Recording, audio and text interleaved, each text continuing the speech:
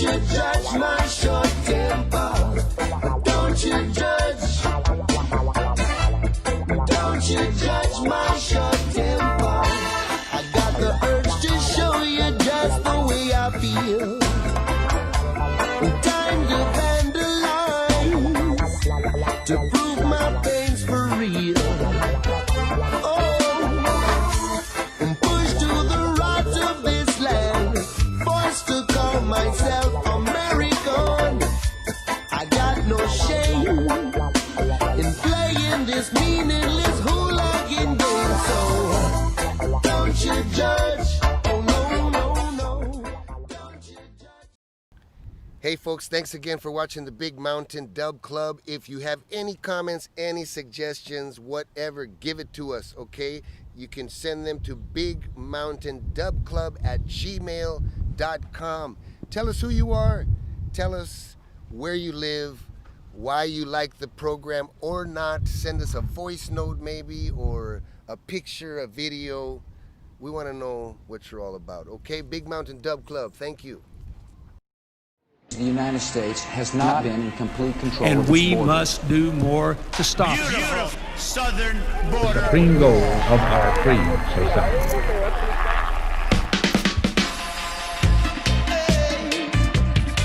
Ooh, yeah. I still Baba talking to the world right now. Listen up, my people. I and I live in a deportation nation. I did my time up on a big plantation. I had my spot, but then my spot was taken. My reality shaken. Now everyone's talking, and history is watching. What will the angry man do? When is he coming for you? Hey, I rocked my muscle, I built the nation, and then the system swallowed my pension. Oh, I raised the children, taught them my language. May never ask for nothing more. But I and I live in a deportation nation that don't wanna hear about no civilization. So they can round up the population with no explanation right in front of our face. I reject the disease mindset of your civilization. Deportation, slave plantations, campesino exploitation, genocidal extermination, and mental colonization. First they came for the weakest among us, those without a voice that belong in a school bus. We let down the children, and history is watching. Bow your head down low, don't let the feeling go, no. ¿Qué pasa, gringo? I'm your amigo. Under the table, say some dinero. Don't want no trouble, todo tranquilo. You're the one who runs the show. And I stuck in the land of broken treaties, where the nightmares just keep on repeating. And all that's sacred is disrespected, and now the settlers have been infected. It is a land that needs to cry, needs a mind to hold. So much inside, the centuries of sorrow, the centuries of sorrow,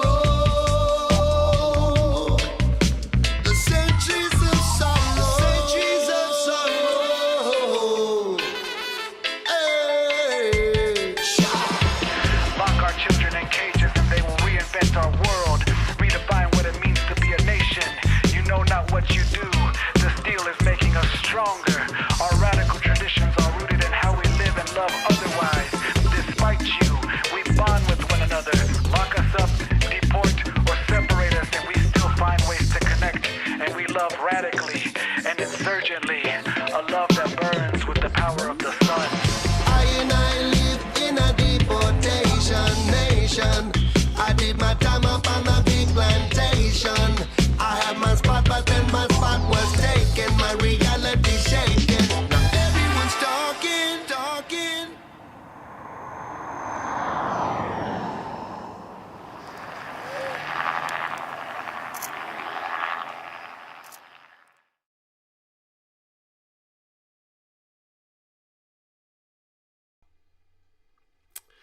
Yes. Welcome, everybody.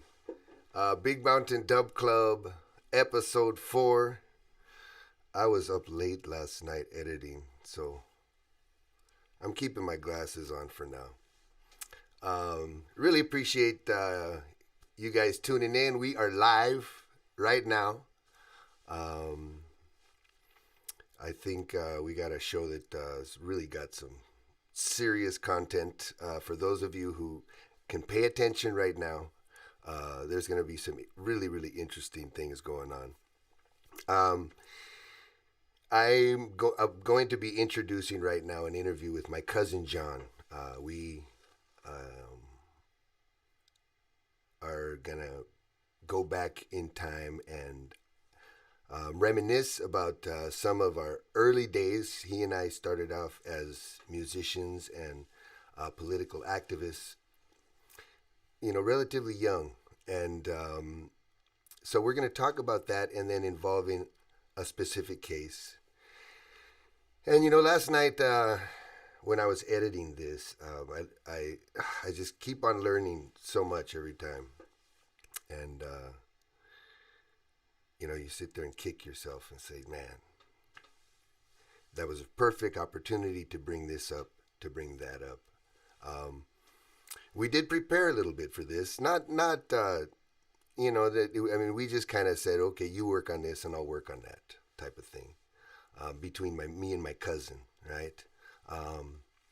But for the most part, it just went by so quick, the interview. And but really what we're talking about in this interview and what we're trying to stress, and all my people out there, thank you for bearing with me when I get all this political stuff going on. But we have to go through this, man, to really move forward. We got to go back and study and find out the root causes for some things that we've seen in our neighborhoods happen. And we thought that it was just some sort of natural occurrence, but no. And specifically what we are talking about is following the turbulence of the 60s and 70s. We're talking about the counterculture movement, all of the demonstrations surrounding Vietnam War, the Black nationalist movement, Chicano movement, right? There was a whole new approach to policing after that that period in the history of our country. And what happened was really a systematic militarization of police departments all over the United States. Budgets got increased, and profiling was implemented, and specifically to the young black man, because the young black man represented this great threat. We're talking about people that looked like Huey Newton and Malcolm X, right? People that represented a real organized threat to the United States, the government of the United States, because so much progress was made in so few years in black communities all over the world. I mean, all over the United States, with these community movements that were springing up in the 60s and 70s. But inevitably, they would be infiltrated, right? They would be purged, and the leadership in black communities, important, talented, just people that had what we needed to move forward. But of course, we know, I don't want to get into details. This is not my job. I'm a musician. I'm a musician first and foremost, right? I'm not here to talk about all the little details, but we know that I'm connected because I have 2 family members that were incarcerated during this period. What happened was that they just the police presence, men with guns in our neighborhoods of color, just raised the chances for us to get into trouble and for us to get stuck into this system, right? Arrest, court, and you know, and on and on. This was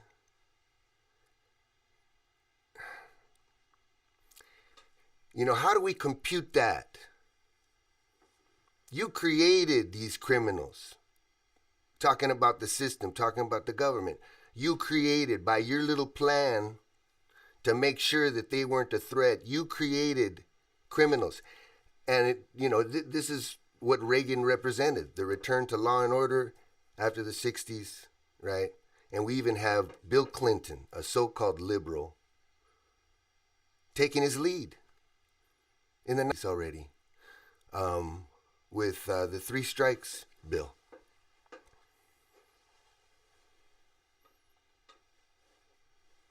Filled up our prisons with young men of color.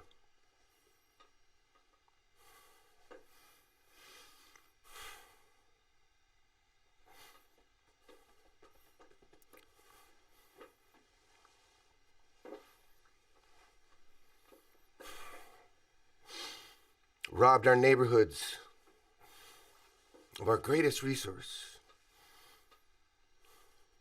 They belong to us, not you. Our young men belong to us, not you. Uncle Sam. So, moving on. This conversation that I had with my cousin, I hope you love it. A lot of it is silly giggling like two cousins do. So I hope you have fun with it, man. But it's all love, because that's where we're coming from. We are coming from love. We're always coming from love because we love our neighborhood. We love our people. We love our culture. We love our ancestors. And we make a conscious effort to reach back and reconnect with our history. So here we go. John Stoll, my cousin. Let's go. I am so excited about welcoming this next man to the Big Mountain Dub Club. This is going to be such an interesting interview, and we've been able to put a little bit of time into this in preparing with this, because the guest happens to be my cousin, and he and I have been working together our whole lives, but we started really, really young to collaborate together. It's just beautiful to be collaborating with him again. He is an amazing musician, songwriter, drummer, poet, working man, father. Welcome, John Stoll, Primo. Thank you, Kino. And I am very honored to be here as well. I really appreciate the vibes right now. And hello, Big Mountain family. So much a blessing to be here as well. You guys don't see me so much. Maybe some of you guys remember me from back in the day a little bit, but you might not see me here, but I am right there. I'm a Big Mountain guy. And you chose the right hero, my cousin Kino. All right. So I am so happy to be here right now. And we're going to get into this shit right now and talk some serious stuff, man. Chop it up. We're going to chop the shit out of it. So interesting that you put it like that. Because one of the things that I was going to say was, and the more I started thinking about this conversation that we were going to have and churning through the memories, the more I start to realize, my God, John is the instigator of this whole thing. He's the one that got this whole shit started. And it's funny, now I'm doing the Big Mountain Dub Club and I'm going, why did I ever think that I was going to fucking do this Big Mountain Dub Club without checking in with you first? And you know what I mean? Because bro, you are my hero. You're my political hero. You became radical before I did, clearly. And we have proof because we have this amazing song we're going to hear And then just more and more stuff started pouring in, thinking about, I remember you handing me the autobiography of Malcolm X, right? And looking at this and saying, Kino, you got to read this. Thank you, bro. Brother. I mean, to me, it goes both ways. I feel the same way, man. You're my hero. I mean, from day one. And ladies, I'm sorry, but I was the original fan of Kino. So you can't own that. I'm sorry. I have to get a little silly because we're gonna get serious in a minute here on this whole subject. But you know what? It's so much to talk about. But of course, we have a goal. Yes. Today. Yeah. And we will get back to the reminiscing and absolutely storytelling. But we have a very important story to talk about. And this is such a tragic story, man. I know that first and foremost, we need to be giving tribute to the memory of Saigon Penn. Life got totally derailed. And what we're going to be talking about today is how the memory of those days, this is an incident that happened in 1985. And then, of course, you and I would have been, I guess, just 19 years old, and you would have been about 18 when the actual incident happened. We were fresh out of high school. And can you tell us what happened that day in 1985 when Saigon Penn got pulled over by the cops? And you can even start befr that if you want to. We'll start there, man. We'll start with the basic facts real quick. We'll start with the fact that he and his friends were driving through Encanto. Some kids were also in the back of it. It was a pickup truck. Officer Riggs spots them, gets on his radio and says, I'm going to pull over some Crips. So then at that point, the other officer, Jacobs, and I believe he had a ride along with him, a female ride along with him. They made their little turn or whatever and came around and joined him, and they pulled him over. And at this point, he was asked to give his ID. And I believe he just handed them the wallet. And for whatever reason, they didn't like it. They handed it back and said, give me your ID. And at some point, in that conversation, he says to them, is there a problem?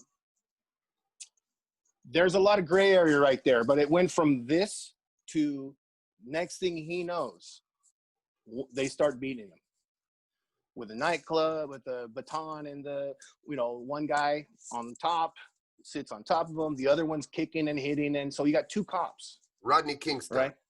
Yeah. And so at some point, man, it's like, he just took the officer's revolver and shot him in the neck. And at this point, you can imagine the adrenaline that must have been running. At this point, he's just like, I'm going to die probably, right? I mean, we can't know exactly what was racing through his mind other than survival. He jumped into the police car and ran over Jacobs, the other officer, while he fled the scene. So our point of view, we're hearing about this youth who it was a pretty unbelievable situation that happened, and how, he basically one in a million situation where he not only survived, but the police officers who were brutalizing were taken down. So, and San Diego immediately erupts into a polarized type of situation where, it's pretty much instant. Oh, this cop killer versus this freedom fighter, this survivor. You and I were very much, we were pretty tuned into a lot. We were learning a lot at that point, so for something like this to happen, really kind of got on our radar. We very much were like, whoa, right here. And so, and there's much more of the story as far as it gets very dark and crazy as it goes along. But if you want, I know you were asking originally just a quick what happened. Yeah. No, I appreciate it. I mean, the whole trial was a circus, I remember. And stories started to come out in the trial. there is this one officer that testifies against Officer Riggs, of course, who's deceased at this point. Officer Riggs cannot defend himself. But we learned that Officer Riggs has a reputation of being a hothead and a racist, and an open racist that spoke degradingly about people of color. Remember some of the feelings that were going through your mind, and why you were identifying so strongly with Sagan Penn? Well, you know, like I said, I mean, it got on our radar very quickly. You know, we were just coming into well, we had been listening to reggae for a while, but we were really starting to come into more, you know, people who would talk to us, and we would reason with some of the elders in our community as well. And so we were learning a lot, especially from a lot of the Black elders that we knew that were, you know, kind of, you know, teaching us about racism, and we were getting very aware of. So when this thing hit, it was just an explosion. But like you say, now we're going back. If we go back a little bit to you and I, and our experience before we got into that, yes, we had been into reggae for a while, but we had also been exposed to activism. Yes. We talked last night, and I sent you that picture of this march. Women Take Back the Night, that your mom, I remember she made us go on that march. You know, I talk about, this was my first time marching in the streets, and I felt so good throwing my fist up. It was almost like an assignment. I remember, you know, your mom. You guys going on this. Oh, you're going. You're going. Oh, absolutely. And, we were there. And that we turned into, you know, we became lifelong feminists there in 1980. I would have been 14. You would have been 13 years old. Of the verse. Okay. All right. It starts off. Madman on patrol.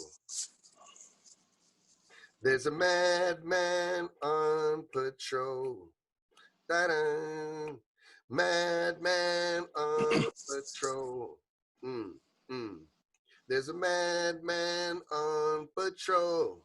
Yes, to protect and serve, he says he'll abide, but when he passes by, you want to run and hide. What makes this man so feared?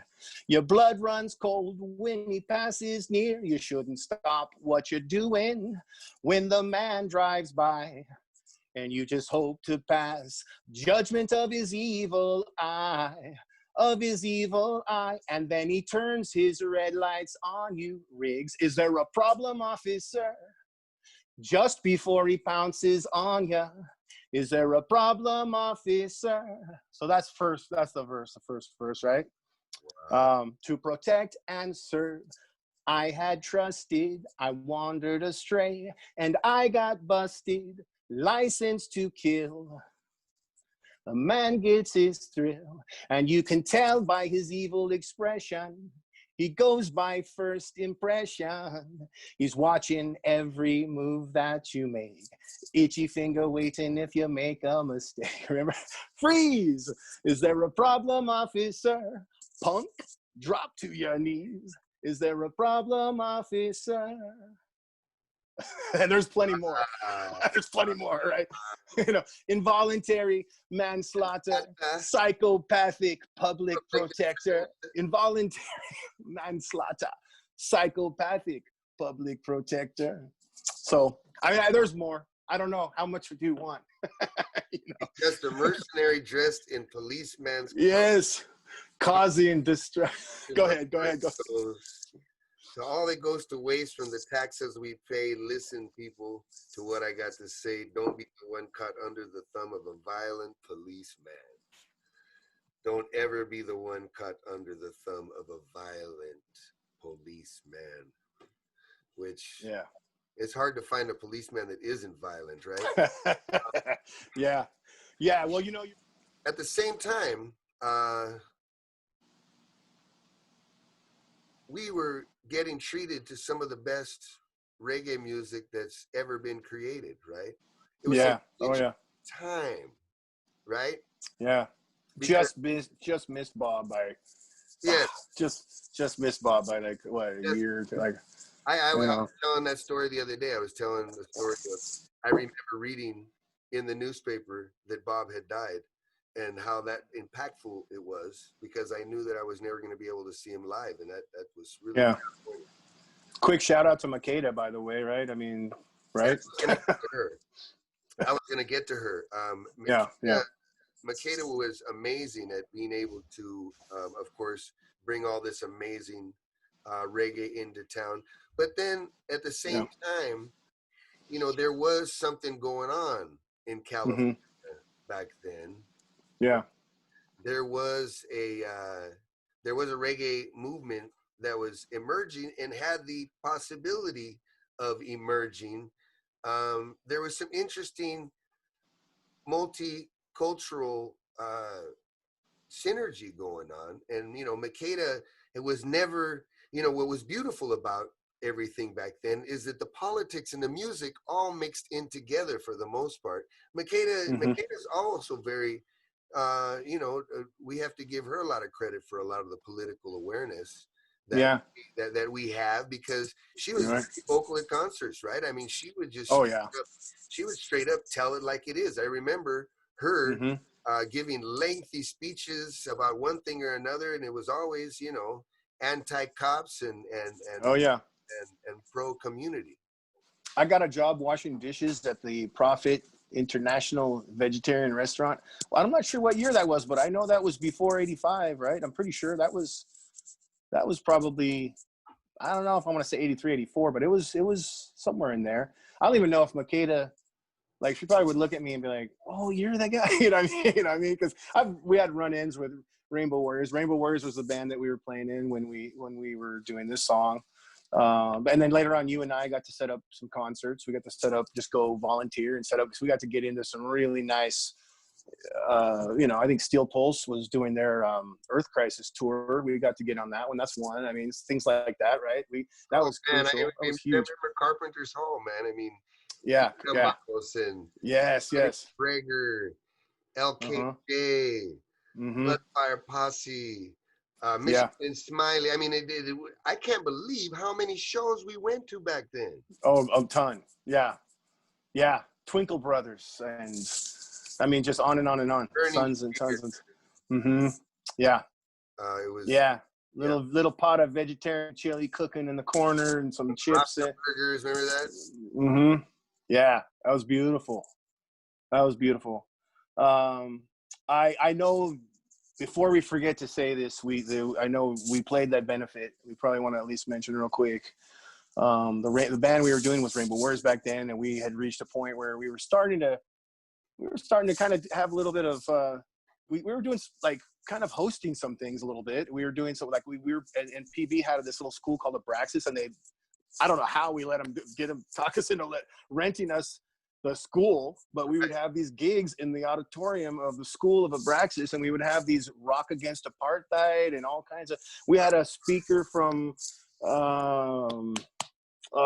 remember, you know, all kinds of just, you know, poets and all that kind of stuff. And so I don't remember where the Sagan Pen benefit. We only call it benefit, but it was at Abraxas. It was Abraxas, was it? And then Abraxas, yeah, I remember. Yeah, the family came.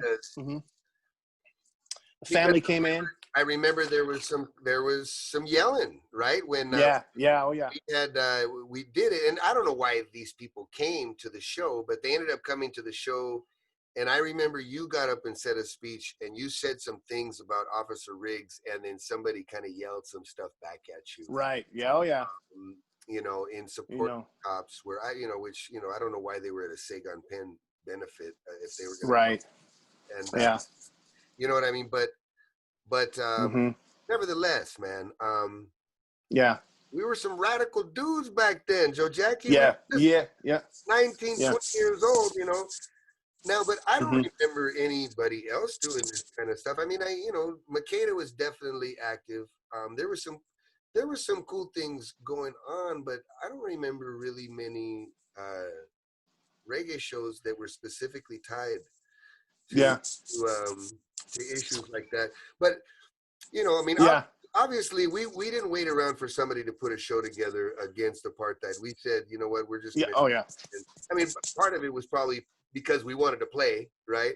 Mhm. Um, We didn't mind shaking things up. You know, it was a relief when we got exposed to more Jamaican artists and just more. I mean, because we were doing a San Diego thing, we were doing our interpretation of all the, and so we were dealing with the culture of San Diego's interpretation as well in a lot of ways. So very few times we opened for people a little bit here and there, but it wasn't. You know, we were just kind of like a lot of youth that were just completely blown away by you know all of the movement that was going on. It was, you know, American version, right? So but yeah, I mean, I do love it that we got caught up in some of that real stuff, because you know you carry it with you your whole life. You know, you really do carry it with your whole life, at least when you have eyes to see things. And I cherish those days. They were you know, we were fearless in that way. Could you have written Madman in another style besides reggae? Well, we were into reggae.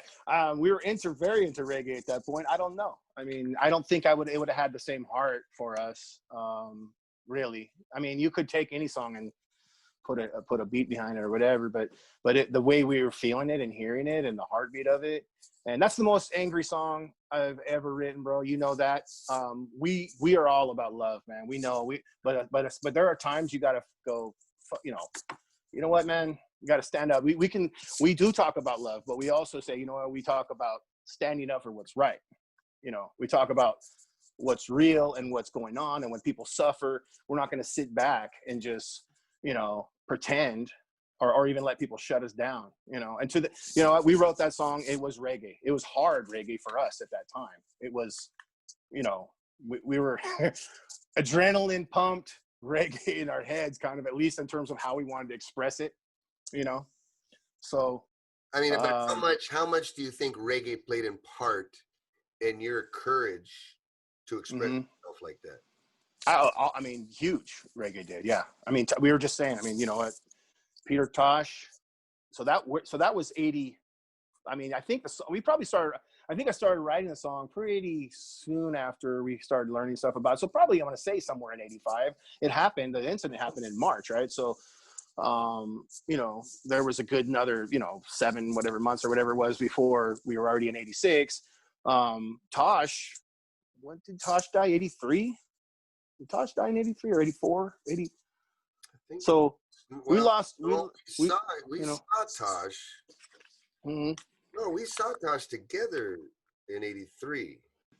How much time do we invest in trying to work with the other side, and how much time do we not do that so that we can focus on people that already get it? Right. Well, man, during the Trump era, I mean, all bets are off. I don't know. I mean, right now, wow. But, you know, I mean, yeah. I mean, we do have to. There's a big part of that too, man. That's like, there's a lot of people that we're connected with already that they already get it. They know it. They, you know, definitely we focus because it's love. You know, we just keep the love going and remind each other all the time. We need to be reminded all the time, man. Things go down and things are said and things are, you know, we all run into issues and we need to be reminded, you know. I mean, you know, you're an international reggae star, man. I know people still come at you with different whatever sometimes, and, you know, but you know, you're doing exactly what I'm saying. You're teaching people through patience, intelligence, you know, message, and when you got to fight kind of thing. And, I don't know. I mean, there's only so much time you can put into the ones who don't want to listen, the ignorant. But you know, I do, and a lot of songs I write today are still kind of like, man, I want to see the human race evolve. You know, I still feel like there's a potential for it. And, you know, with social media, sometimes we don't always know what's accurate. You know, sometimes they make it look like it's all so bleak all the time, everywhere.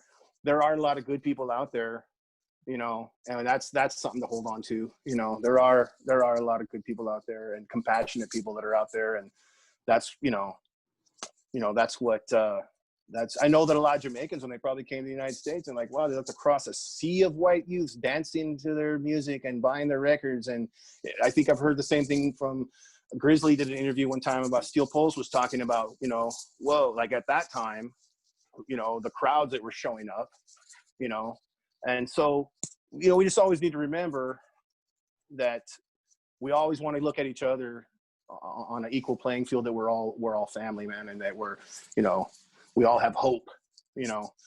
But yeah, when you get to the point where you're looking at some people and you know those people, you're like, we can't do anything about this person. You know, we're like, we don't have time. We're moving on. No, you know? no. And I think more and more we need to do that. More and more we need to really just value our time, because I'm getting tired of people, man. I must admit, I'm losing patience with people, but at the same time, I'm being inspired by other people, you know. So now, what about reggae, man? How important is it that people remember what the true essence of reggae is, as opposed to reggae being used to market some silly product or a vacation? Right. Yeah. Well, man, we know where that music came from, man. We know that like people were suffering, and that music, that beautiful music, came out of that. And I mean, one thing I know we've always tried to do is try to give respect and credit to the people that we learn from, you know, the people from Jamaica that we learn from, all those greats, you know, and not say anything bad about other. Some people just want to write their top 40 vibes, and it's all good, or whatever you want to call it. No disrespect to the Cali vibe, none of that stuff, man. It's all good, but we grew up going, hey, first we want to try to learn to play this right and give tribute right, because it moved us. We felt it. It moved us. And that's important, man. That's, to me, the true vibe. You know, that was a magical thing that happened, man. That music came out and it spread around the world, man. And everybody was like, whoa, so many people all around the world were moved by that. And, you know, that's when you think about where that came from and how that came, you know, they were dirt poor, man. A lot of people just out there and hurting and hungry, and that music came out. And so I think it's really important to keep that in mind and to always respect that. Never lose sight of that, man. You know. Well, Joe Jackie, Yeah, Johnny brother. Rockers. Yeah. I was gonna start the interview saying, you know, you're gonna hear, but then I didn't follow through with calling you Joe Jackie Johnny. I was gonna say, sometimes I call him Joe Jackie, sometimes I call him Joe Jackie Johnny, and then sometimes it's just Johnny Rockers. Ladies and gentlemen, Joe Jackie Johnny Rockers on the spot. Yeah, on the spot. Back then, I wanted a little reverend thrown in at the beginning, and that's it's like, you know, back in the little like. Okay, no, I forgot to ask you that. I was my own biggest fan. I remember, yeah. You were very clear. This is my name. Yes, Joe yes. Jackie Johnny Rockers on the spot. Right. They say you should never try to give yourself your own nickname, but, you know, I didn't listen. You know, so yeah. Yeah, you're supposed to wait until somebody calls you Santa or Goofy, or you're right. No. Yeah. Well, that was a good idea, man. You knew what you wanted. All right. Absolutely. Hey, okay. Big Mountain fans. We all love Big Mountain so much. We all love Kino so much. It's been an extreme pleasure. He's my cousin. So, you know, like I said, I was the original fan. I heard him first. I would listen to him singing along with records sometimes, and I would be like, is that the record? It's like, you know. So, yes, you guys, big ups to all the Big Mountain fans, because you guys got good taste. You know, you guys are awesome. And we love you, Kino. Big Mountain, man. Viva Big Mountain every time. And I'll leave you with, you can tell by his evil expression, he goes by first impression, right? Watching every move that he makes, that you make, itchy finger waiting if you make a mistake. freeze. Is there a problem, officer? Punk, drop to your knees, right? Because there's a madman on patrol, baby. Still now, back then, tomorrow, still out there. So empathy, everybody. Let's fight this shit, and let's stop this shit. We You know what I mean? We don't need dangerous people with guns in their hands. Nah, man, happiness is so much more fun. You know, love is so much more fun. What about a world one day when we could just have barbecues lining up and down the street and your neighbors are running, hey, man, if you tried my blah, blah, blah, and oh, yeah. I mean, wouldn't that be cool? You know, huge picnic vibes. Like a holiday. How about a holiday where we all just have a big fat potluck and everybody, you know what I mean? There's one rule. Maybe one certain members have to be there to oversee everything doesn't get out of hand or whatever. Other than that, it's just all love, baby. What do you think, Kino? You know what? I didn't get to sing my favorite part, so I'm gonna sing. Okay. All right, you do it, man. I'll shut up and listen. Dancers, he says he'll abide, but when he passes by, you wanna run and hide. What makes this man so feared? Your blood runs cold whenever he comes near. Shouldn't stop what you're doing when the man drives by. You just hope to pass the judgment of his evil eye. Yeah. And then he turns his red light on you. Is there a problem, officer? Just before he bounces upon you. Is there a problem, officer? Madman on patrol. Madman on patrol. Yes, Jackie, Johnny, Rockers on the spot on the Big Mountain Dub Club, my brother. This was so much fun, man. You know what? We're gonna do this all the time. Thank you. Yeah, awesome. One love.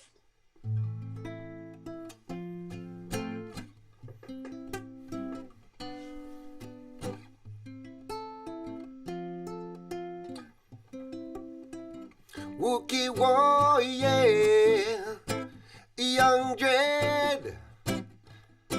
A Wookie warrior, young dread. Where you gone? Gun in your hand, martyr. You belong to the flock. Only Jesus can walk upon water. Well, the best you will do is taking place in the future. Oh, and I know time is now, but we still got to save it for later. Use your heart to sound, my youth. You belong to the neighborhood. Young dread, if you really wanna know, got to overstand. You have the mark of the cimarron. Don't wanna be but no soul, young dread. Bet your life upon it. Better to free your soul, young dread. Put whatever price you want upon it. Young dread, you better bring your message home, my youth.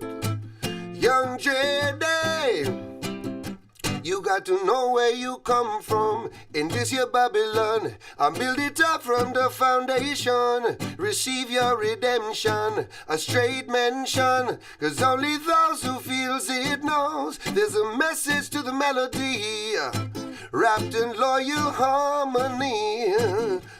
Living wild and free in positivity. Let them know you have the mark of the cimarron. Young dread, don't wanna be but no soul. Young dread, bet your life upon it. Better to free your soul. Young dread, and put whatever price you want upon it. Young dread, got to bring your message home, my youth. Young dread, strive to be like the humble and the prudent. This is a new time and no one can refute it. Time to bring your message back home, right from the radio. We come best, fresh, straight from the wilderness.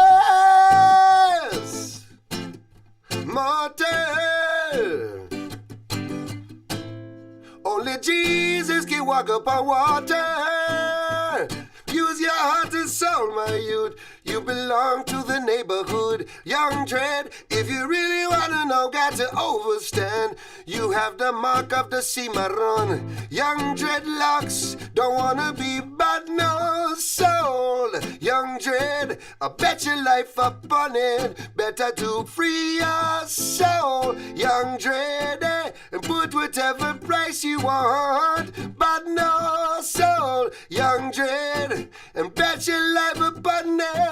Better to free your soul, Young Dread, and put whatever price you want upon it.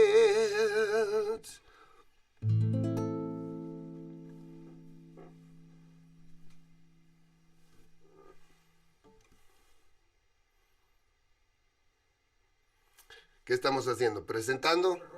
Okay. All right. Folks, I hope you're digging the show. I watched the interview. You know, it wasn't so bad. I was cringing. I edited it late last night, so this morning I was going, oh, God. You know.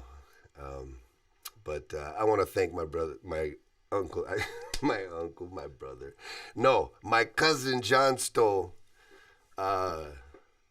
for that great time that we had, man. I have to. That guy makes me laugh, man. He's made me laugh my whole life. Okay, time for the big sound system segment of this episode 4. This man is the one-man army from southern Italy. He's got such a beautiful spirit, man. And we always love to have him. This is his second time on the Dub Club, but this time we got everything figured out. The last time was a technical, not a nightmare. Nothing's a nightmare, right? But it was all fucked up. But this time we got it going on. My brother, DJ Rubio, all the way from southern Italy. My brother, how you feeling? Big up, Kino, the Big Mountain family, the Big Mountain Dub Club. You see me?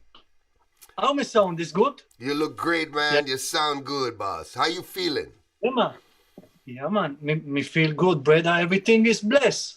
But, you know, in these days, we talking about one serious thing. Right. For real, boss. So, yeah. We have to talking about right now because it is too much important, you know. Thank you, brother, and that's, you know, one of the reasons why I appreciate you so much, because I know that you're bringing consciousness in to the dancehall, into the reggae sound system family, right? And you guys are the new blood in reggae, right? The DJs. You guys are the brand new thing that all the kids are excited about. So it's so important. Your responsibility to bring roots culture into the dance hall. You understand that, yeah? Yeah, every time. So today I read a strange things, brother, because in USA the relation is 100 person. 120 gun.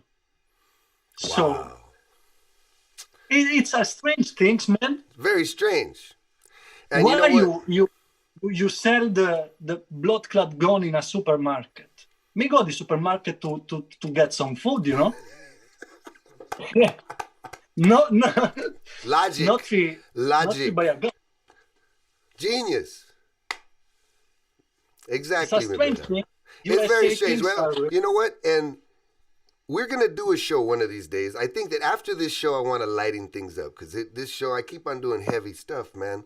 But that's what this show is all about. But the beautiful thing about you, my brethren, is you get to lighten up the vibe now.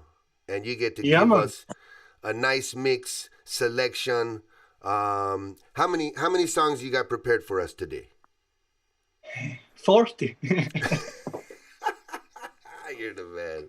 Okay, well, can we do 15? Of course. Oh no, well, how long is that? No, let's Okay. put a time thing on it. Let's say like about, because we never got to talk about it. We rushed through this, man. Yeah. About 12 minutes, okay? Yeah, Sound good, yeah, of boss? course, brother. Nice. Only alert me when it's the last tune, when I have to play the last tune. Okay. Yeah? I hear you, bro. Let me start the show. So, people, Yeah. please share the live direct. It's too much important if you share this video. Support the Big Mountain family, the Big Mountain Dub Club. So, my first tune of today is a special things from Jamaica. One of my favorite artists, a good friend, sent me a tune for today, only for today. Listen this. Yo, this a VC alongside the one and only, the biggest, baddest DJ around town, and that is Rubio. See? And we have big up the whole of the Big Mountain family, live and direct, Dub Club. We don't know the best of reggae we deal with, you know. So it's right about now from your God bless and you're in the place. Ah. Let me start the show.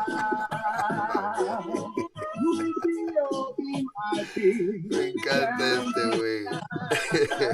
When you want you the best in a reggae, you have to come here, Rubio play. I wouldn't try pity, wouldn't try stop. Yo, I tell you, say you can't fool God now. Every day we find out, yeah. The politics of dreadlocks Rasta. Terrorize the people on them days, that's all them days. Listen, Rubio I play, but you speak shall a sound be now. Yeah. Oh, I tell you, Rubio, he might wear the crown. Yeah. Oh, I keep up Big Mountain family all around. Yeah. Stop it. Big up the Italian people. Big up the Italian people. My friend them from Italy. Give You thanks know, for I that, joined my friend. I that give band. thanks for that. So, first tune. Sing with me.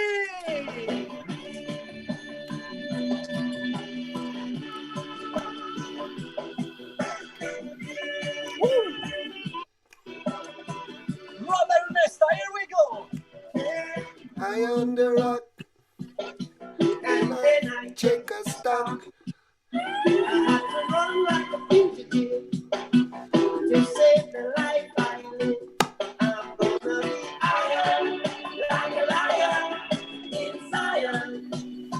Hey, you still sing? Iron, like a lion in Zion.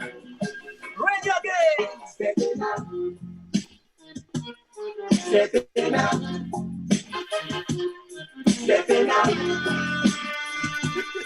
stepping up. Steel Pulse, what other big up? Says I'm Here comes Rastaman. Abacadabra, catch me if you can. Ready again. Love and hate can never be fake. This is the message, people. Love and hate can never be friend. Dennis. Here I come with love and not hatred. Show me goodness and mercy shall follow all the days of my life. Envy no one, no wish to be with no evil man. For there comes the day when you'll get me by the fact. Come on out and play. Keep up with you.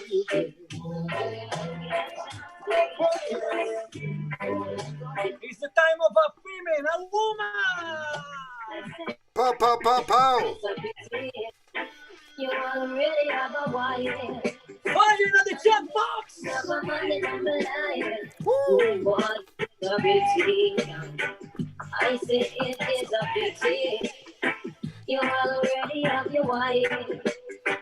And we have a one man in the life. Easy Valentina, Rita, Kira. It's a pity. Brasara. Hey, police.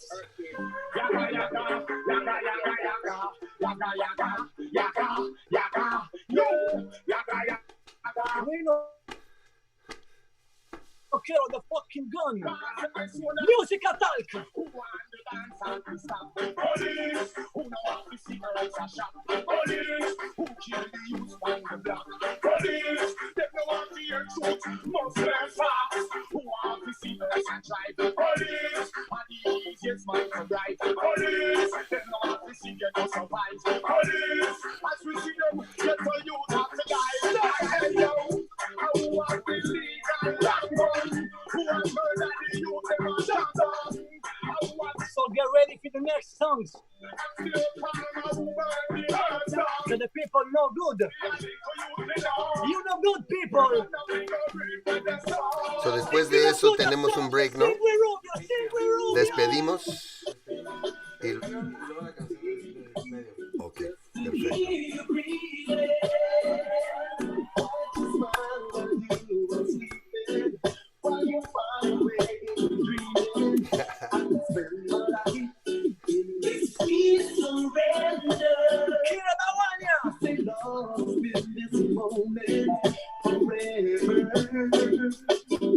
Every moment with you is a moment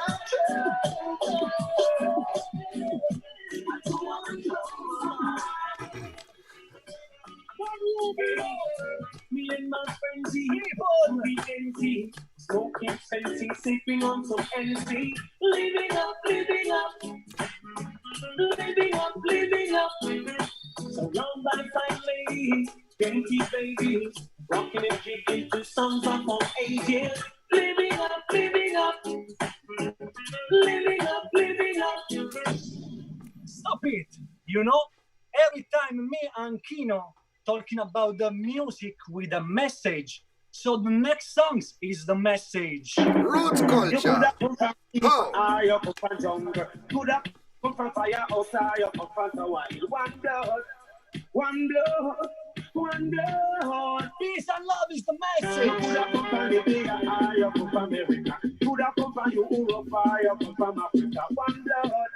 One blood, one blood. Jurassic, big up. You could have be an Irishman or an Englishman. You could have be a Mexican or a with an Indian. One blood, one blood. Hey, we no play no ganja show today. Ganja show again.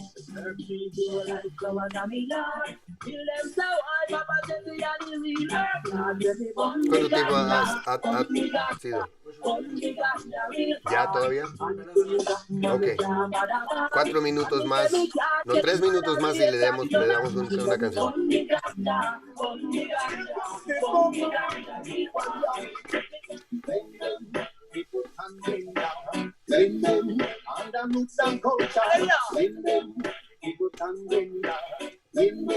And the roots and culture.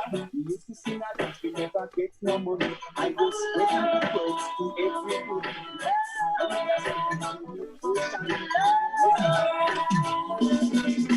Every day I love her just a little bit more, little bit more, little bit more. Every day I love her just a little bit more, and she loves me the same. Guys, I wanna see the fire in the chat box for the next songs. Fire, fire, fire burn! Now in comes the musical thing from the King's Offspring. Yes, sir. Some people you're right, and them still choose to show you hate. From them out there, yeah. New artist, Jesse Royal. From them Jurassic. yo, hey, them a bad fighters. Hypocritical to silence. We call them modern day Judas. The spreaders of rumors. Oh, them a bad fighters. Hypocritical to silence. We call them modern day Judas. You ready for the big song on the radio? Big song.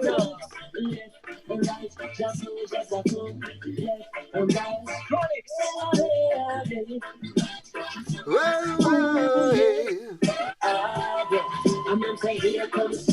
Here comes the danger. Sent by the Savior, Welcome the rest of you.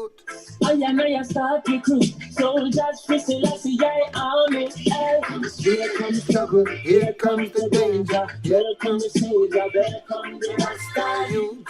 You're not the oxygen. I've been to win a war. Meanwhile, one man needs another man poison. My brother is a gunman word. I told you. It's the fire, damage. Gunman word. Hear me now. Damian. In a gunman world, any night in black years world, Morris like at the two box school, magazine in at the two box school, and he's watching as the days go by, and he's counting as his peers are die, sleeping with the rifle across his chest, so he never gets a good night's rest, and then he's cranky in the morning times, and more victims that to lose their lives. The community a distant world, sing that there wasn't in a gunman world. I'm not in a position to make change. Big show right now. Pow, pow, The pow. way that you're accustomed to can take you out to fancy places, like other fellas that I know can do. Hey, ready to sing the next song with me? I've been watching you. A la la la la long. A la la la la long. Come on. A la la la la long. A la la la la long. Standing across the room, I saw you this night.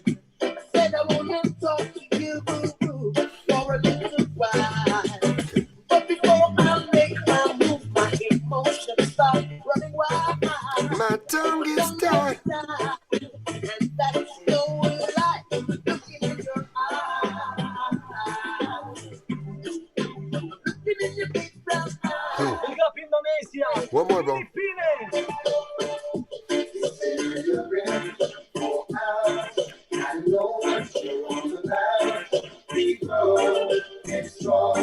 Tell yourself you're not even wrong. Once you're in, you gotta take it. Make your mind up, time face it, because warriors don't cry. So stop the music right now. I have to play the last songs, and then I wanna big up every one of you guys that joined the live direct with me. Today I don't play dubplate, it's only the first tune and the last tune. I am me. Them days, boom, bang, bang, and sound days. You know the one man army. We all you come to kill them. Some call it Spanish Town, but this is Rubio Rock. Some call it Spanish Town, that's how they get a fat shot. Stop it. Thank you, big brother. Yeah, man. Yeah, man. Big up. Big I respect. appreciate every time, you know. Massive love. Massive love. I'm Big happy, love. I'm Big love and respect to happy. Italy. The Italian Every time. reggae We scene, respect man. you too, brother. We love you too, you know. An Italian reggae, man. We love you guys, man. So happy, man. So happy that reggae is strong I'm in happy too, Italy. brother. And just you know, the Italian reggae is so amazing, man. My brethren Alba Rossi and what the youth there, Yeah. Mellow Mood. I know that there's a lot more that I don't know, man. But you are a star, my brethren. Rubio. I'm not a star, brother. I'm a friend of Kino, you know. No, you are And a I'm star. good, brother. You're a star. I'm good. The world's waiting for Rubio, No, the one-man army. No, brother. So I wanna say to you one thing. A challenge for you. Next week, if you want, we talking about a woman, lovers things, woman, dub club to all of the women's them. I see. Yeah, but we Music about the woman. definitely we need to dedicate a show to women. And you're right. You're Yeah, right. every time. Well, we need to dedicate many shows, right, to women because Yeah. they just run things and Too make us much happy more and they're stuff, just you know. badass. All right. We will do that, my brother. We will do that. But right now, I just want to thank you again. All right, we will be in touch. I'll call you this week. Stay strong It's and a be safe. pleasure, Stay you strong know. and be safe. Yes, Big Mountain Dub Club, DJ Rubio. That's how we Bless do it. people. Thank you. Reggae Every sound time. It's system. a bless. Patreon. All right. If you would like to contribute to the Big Mountain Dub Club, we have opened a Big Mountain Dub Club Patreon account just for that. Allows you to contribute using a credit card or a debit card. We will have different tiers in the future, giving away different items like t-shirts or maybe a inside view, some old archival video of Big Mountain demos, things like that. We're going to find a way to allow you to choose from a number of different tiers. Okay, thank you for your contribution. To contribute, go to patreon.com, that's patreon.com/Big Mountain Dub Club. Thank you for your support.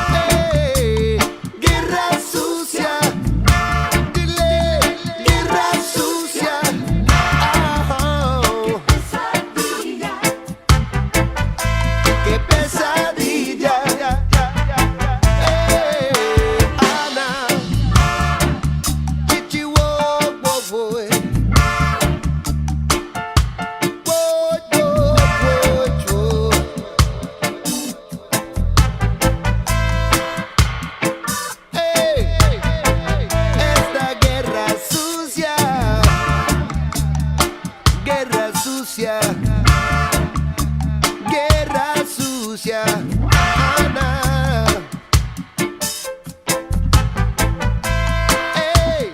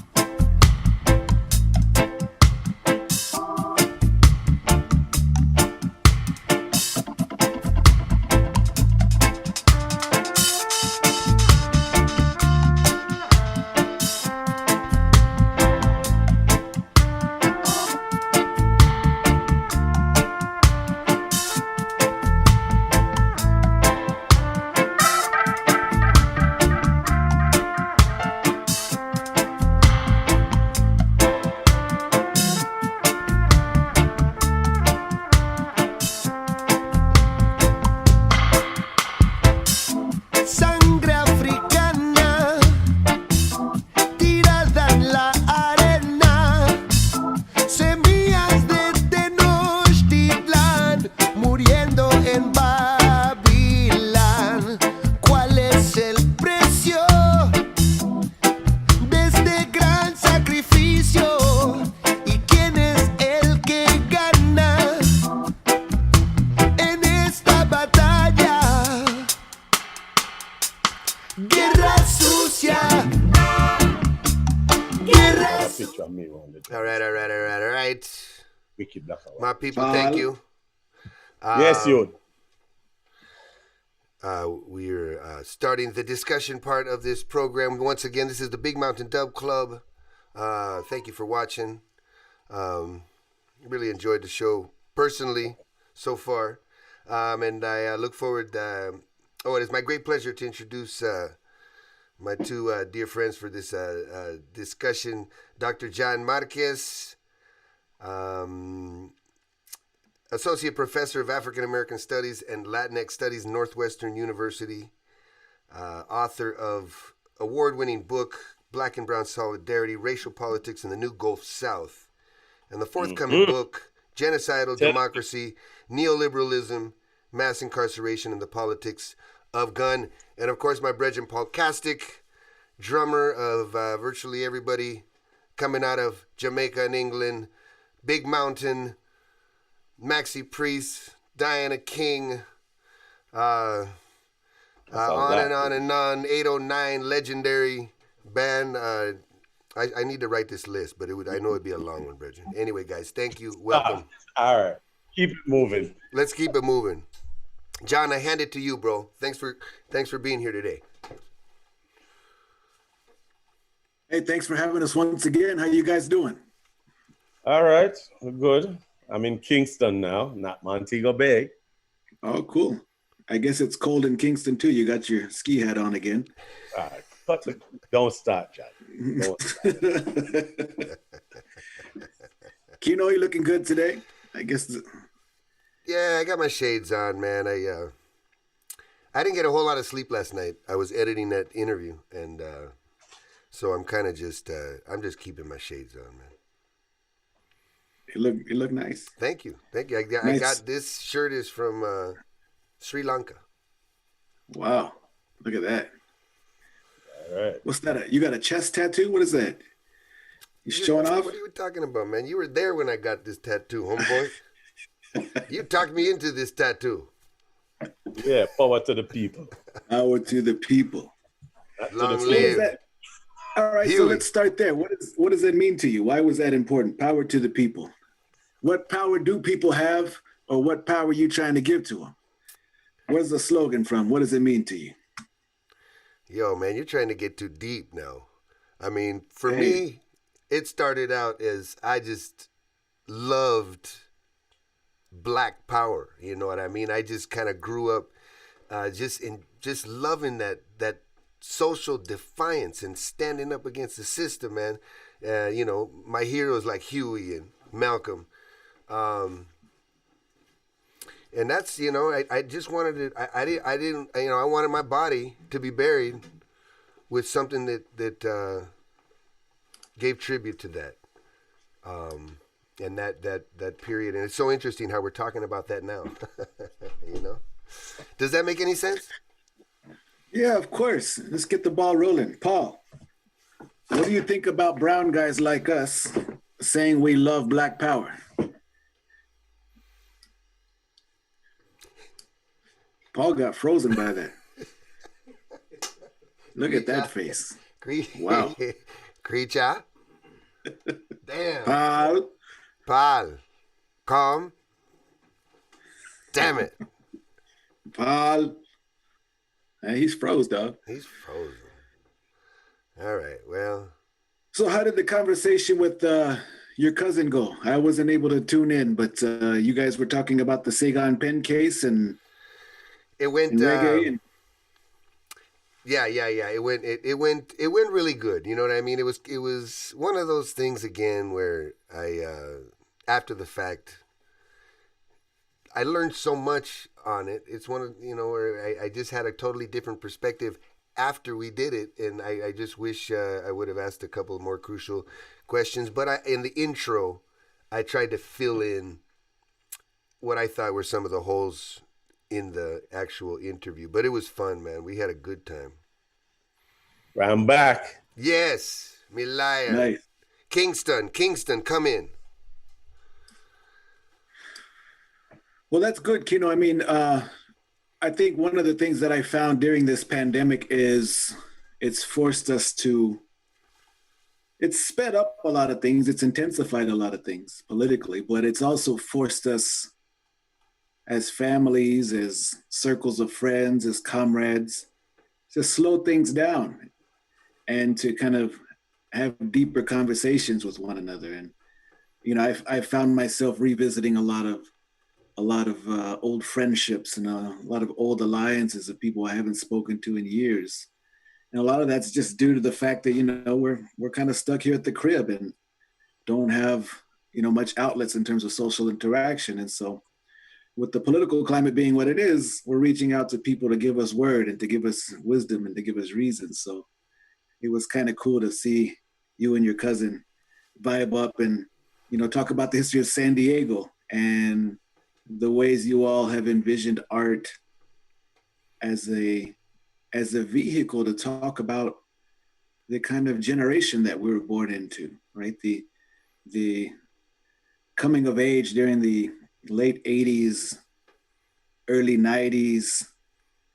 It was a unique time. It was a crucial time, right? It's, I know you and I have talked before about how we were essentially the children of the Black Power and the Chicano Power generation. Yes. Right? We're the next generation after that. And Very so much. we were left with all of these influences and images and sayings and slogans and power to the people and, Yes. you know, all of these different types of things. The They patches were all and the part buttons. of our archive, right? Right? Hasta la victoria, you know, these types of things. Que viva la And these are- raza. Yeah. And so these things were all given to us as like a package, right? It was handed off to us as the next generation and saying, okay, go apply this to your world. Yeah. But maybe one thing that our forefathers or our progenitors didn't think about is that the world changed. I mean, we were essentially coming of age during the time when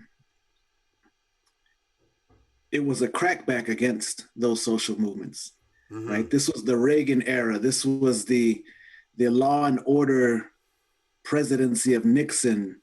This was an all-out effort to declare war against Black and brown insurgencies that shook the world as we know it. That shook the status quo to its core, right? And as the previous generation was there embattled in that struggle, we had to deal with the second wave of infantry, right? We had to deal with the reinforcements that were sent to put us in our place. And so the Saigon Pen case and the activism we were involved in at the border against border militarization, the Rodney King uprising in LA, me investigating the history of my hometown, you know, back in the Houston area, and kind of beginning to write and think about what the relationship between lynching and police brutality was. Yeah, it's all very interesting. I touched upon a little bit about that in the introduction, and but it was interesting how much it just kind of all started to tie together after the, you know, after kind of some of the prep that we've been doing with this whole thing, and then after the interview, and realizing how it affected our lives, right? Because everything was designed to create more conflict and more opportunities for young men of color to get wrapped up into the system and the cycle of arrest and incarceration. And I touched upon how destructive that was. I mean, I did the song Young Dread right now. That the whole, you know, the message that I'm trying to get across in that song is that we spend so many resources on our young men. These are our soldiers, right? And the generation that you're talking about, we lost so much of our greatest treasure, our greatest resource, our young people. And how do we compute that? How do we, you know, how do we measure the lives that were lost and the intelligence and all of that that we needed back in our neighborhood? We needed them with us and not in prison. Yeah, I mean, I think the term Generation X referred to a generation that was born and came of age amidst chaos and trauma, right? It was the revenge of the state. It was the revenge of Babylon that we were facing. And, you know, the chaos that we witnessed in our communities, the arrival of crack cocaine, the arrival of machine-grade weaponry in our communities, the growth of the prison industrial complex, the privatization of prisons, the hypersecurity kind of panopticon of law enforcement that we faced at that time. Yeah, it was just kind of like just sweeping the world. Everybody was so excited about technology. The securitocracy. That's what a term that one of my colleagues is used to describe it. It's the emergence of a law and order democracy that conservatives envision could be constructed through force and through punitive measures, right? That you can enforce the law, right? And what happens to Black and brown youth who all of a sudden are envisioned as a threat to civil society? I mean, from day one, young dreads, right? Young working class Black and brown youth. From the day, sometimes the first day they step into a classroom, they're surveilled or they're put in the corner and said, you stay right there.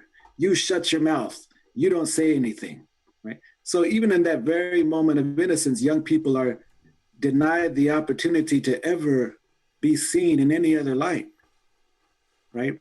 And so psychosocially, we adjust by saying, you know what? Fuck you, teacher. And fuck this school and fuck this world, right?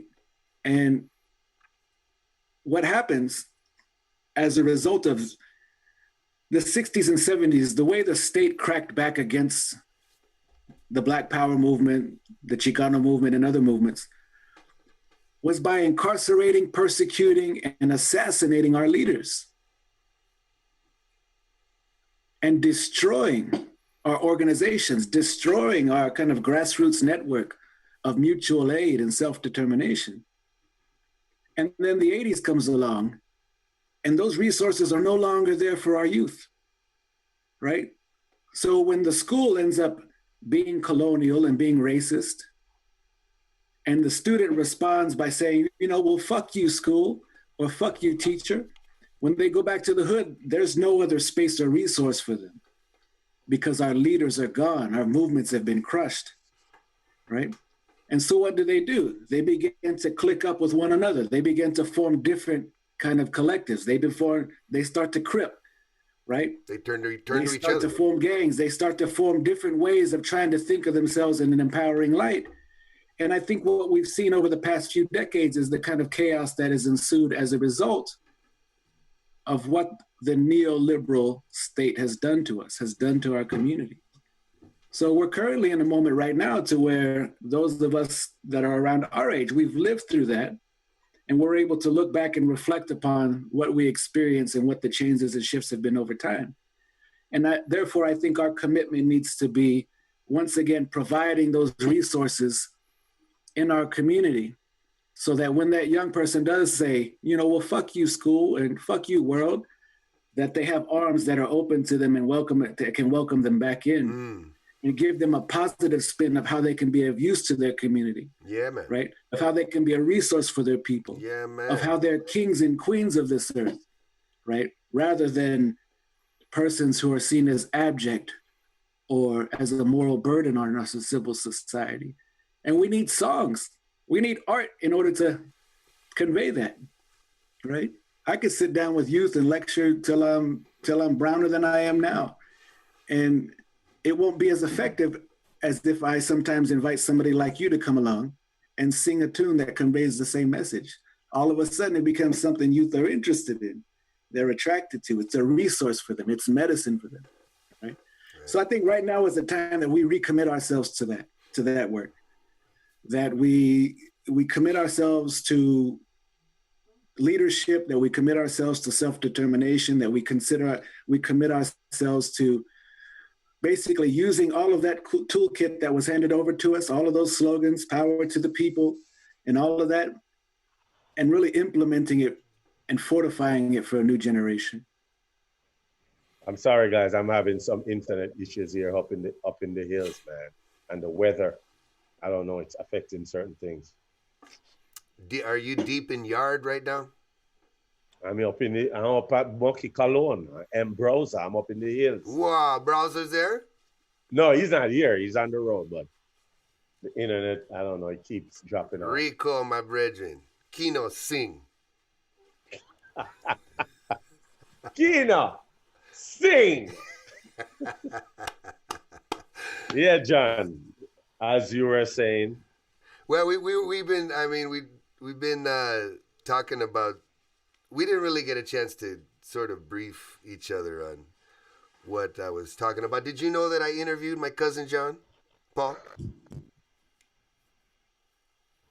Paul? Which interview?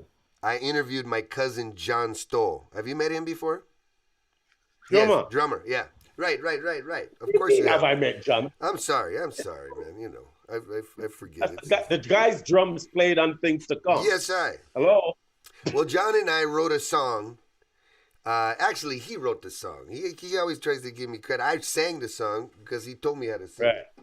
But 1986, and it had to do with a an incident that happened in San Diego in 1985. A young black man named Sagan Penn was riding in the streets of San Diego. He got pulled over by the cops. Things got physical. He ended up killing the first cop that pulled him over, and then running over the other cop that came to assist the first officer. And I think the rider, somebody that was one of those observers, ride along people, they also got injured. And this was a huge case, as you can imagine, in San Diego at the time. You know, Sagan was he was a community leader, man. He was a martial arts instructor. That, of course, that's why he had no problem taking the revolver from the officer. But his life, unfortunately, was completely ruined. He was never able, even though he was acquitted, because he was found to be in fear of his life when these guys, because the cops were beating them, they were both on top of him. But he was never able to get his life back together again. And unfortunately, 14 years later, he committed suicide. But John and I, John wrote this song called Madman on Patrol, and we went back and we reminisced about the case. John actually went into court. He went for a day and a half and attended the court hearing, or whatever, the trial. And so that's kind of been what we've been talking about, the Sagan Penn trial. You know, for us, he was a hero. For so many people, he was a cop killer. But we were just blown away with the idea of this guy obviously getting beat up by cops and then brutalized, and then overcoming that. It was just he seemed like a Superman, because you just never heard about that, you know. And he was such a small guy. And of course, all of this coincided with us discovering reggae and being really radicalized by the whole mix of reggae and what you were talking about, John. The movements that were going on in the 60s, in particular the Black Power movement. And so I guess we lost Paul again. I was trying to explain it to him, but I guess I explained it to you. It's something that we've already been talking about. But all love, man. All love, brother. It's been, I'm feeling good. I was a little nervous this morning. I got kind of beat up in that editing. And then today when I looked at it, I was saying, hey, man, it was okay. I don't know why I give myself such a hard time.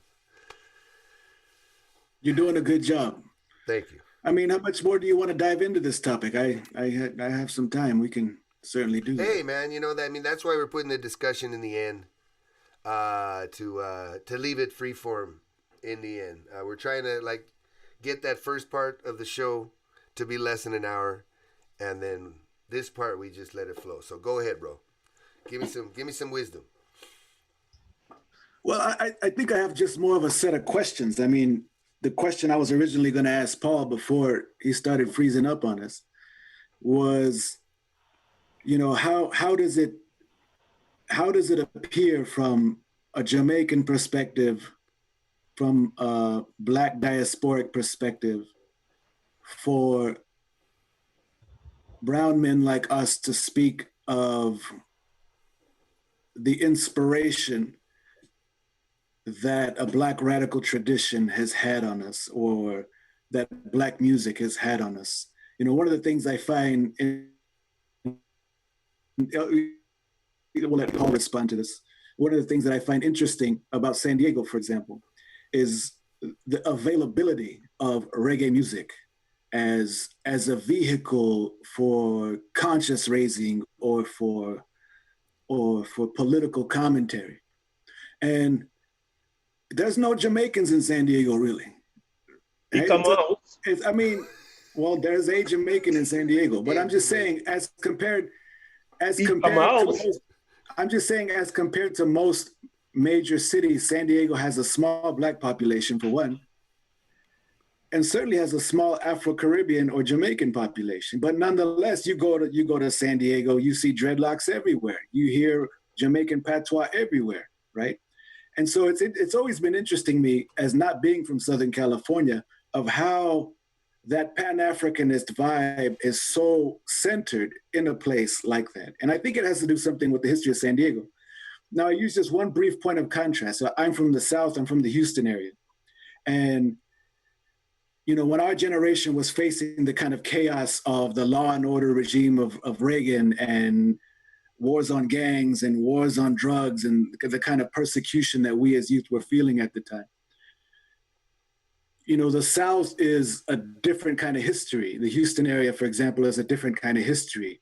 There's an old tradition of Black communities fighting back against white supremacy in Houston that's strong and that's readily available. Like Black music, like I grew up in a predominantly, for most of my childhood, a predominantly Black and Southern community, right? And so I understood how the ways that I came to understand race and the ways that I came to understand political commentary largely came from the region or the setting that I was in. It was the South, it was the Black radical tradition. There wasn't a large brown community where I grew up, right? So the gravitation, being perceived, having experienced the same kind of conditions as my Black classmates and friends were experiencing, Black music became the language through which I explained what we were experiencing, right? In a similar way that reggae music, well, it was mostly gangster rap. It was mostly gangster rap music from the South that became our voice. Right. Whereas in San Diego, you guys gravitated towards reggae. And the question then therefore becomes, what do we owe to the Black radical tradition? Should it be that readily available to us for us to use in that way? You know, what is compromised by these kind of solidarities that we express and that we become spokespersons on behalf of? You know, those are some issues that I think this next generation is beginning to figure out and question.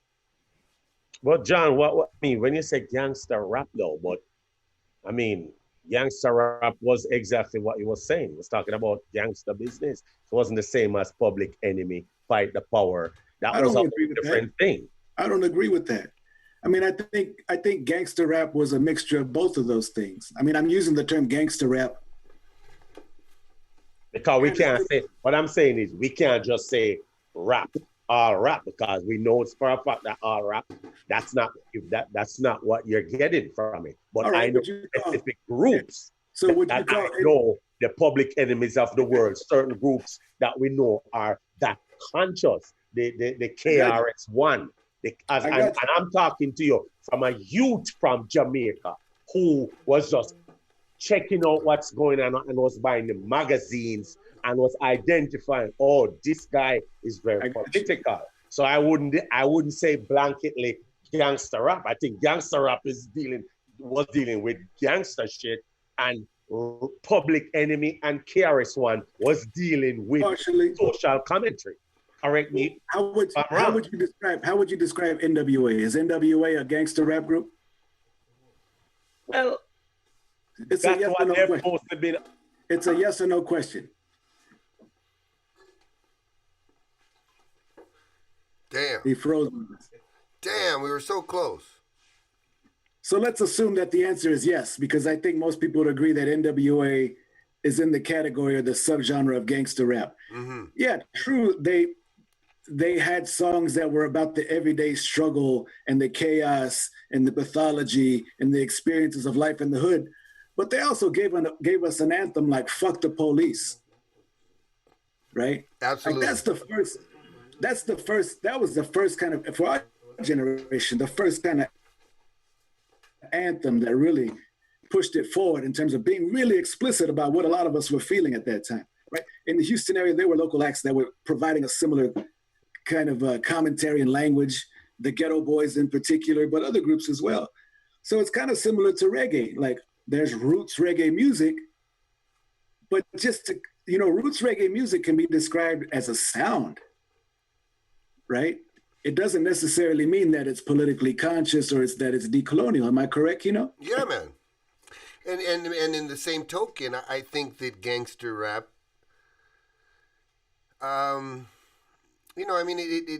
it comes out of an experience. I mean, it comes out of a certain insurgent type of energy. I mean, this is people that are at war with the police, and we know the police. They're one side. We know who pays the police, right? We know the entity that represents and backs up the police. Gangster rappers were representing, hey, the other side of that war that really can't be, translated. That's illegal for one side and legal for the other, right? So I think you can consider that as socially conscious music. Yeah, I mean, sometimes the connection is explicit. Other times it's more like narratives that youth become attracted to because they convey the way that people are feeling, right? So like the Ghetto Boys from Houston, they had this anthem, arguably one of the best hip hop songs of all time, called "My Mind Is Playing Tricks on Me." Right? And the lyrics are, at night I can't sleep. I toss and turn, candlesticks in the dark, visions of bodies being burned. And it's this kind of tale of what post-traumatic syndrome disorder feels like, of what it feels like to not be able to rest, or what it feels like to not be able to be comfortable in one's own skin, much less one's own community, of having trauma every day, of violence and the threat of death every day, right? Absolutely. Now, there's no explicit political message as in a song like Fuck the Police, but we became attracted to that song because like we were basically responding by saying, oh shit, that's exactly how I feel. Exactly. Right? Exactly. That's exactly how I feel. And then a young Tupac Shakur would come out and say, I basically can't rest at night without smoking herb or without drinking. I woke up from a nightmare screaming, fuck the world. These types of things were the entryway. Yeah, they were gangster rap, but they were an entryway for people to begin to talk about how they're feeling. Right? In my field, we call that affect or affect theory. Right?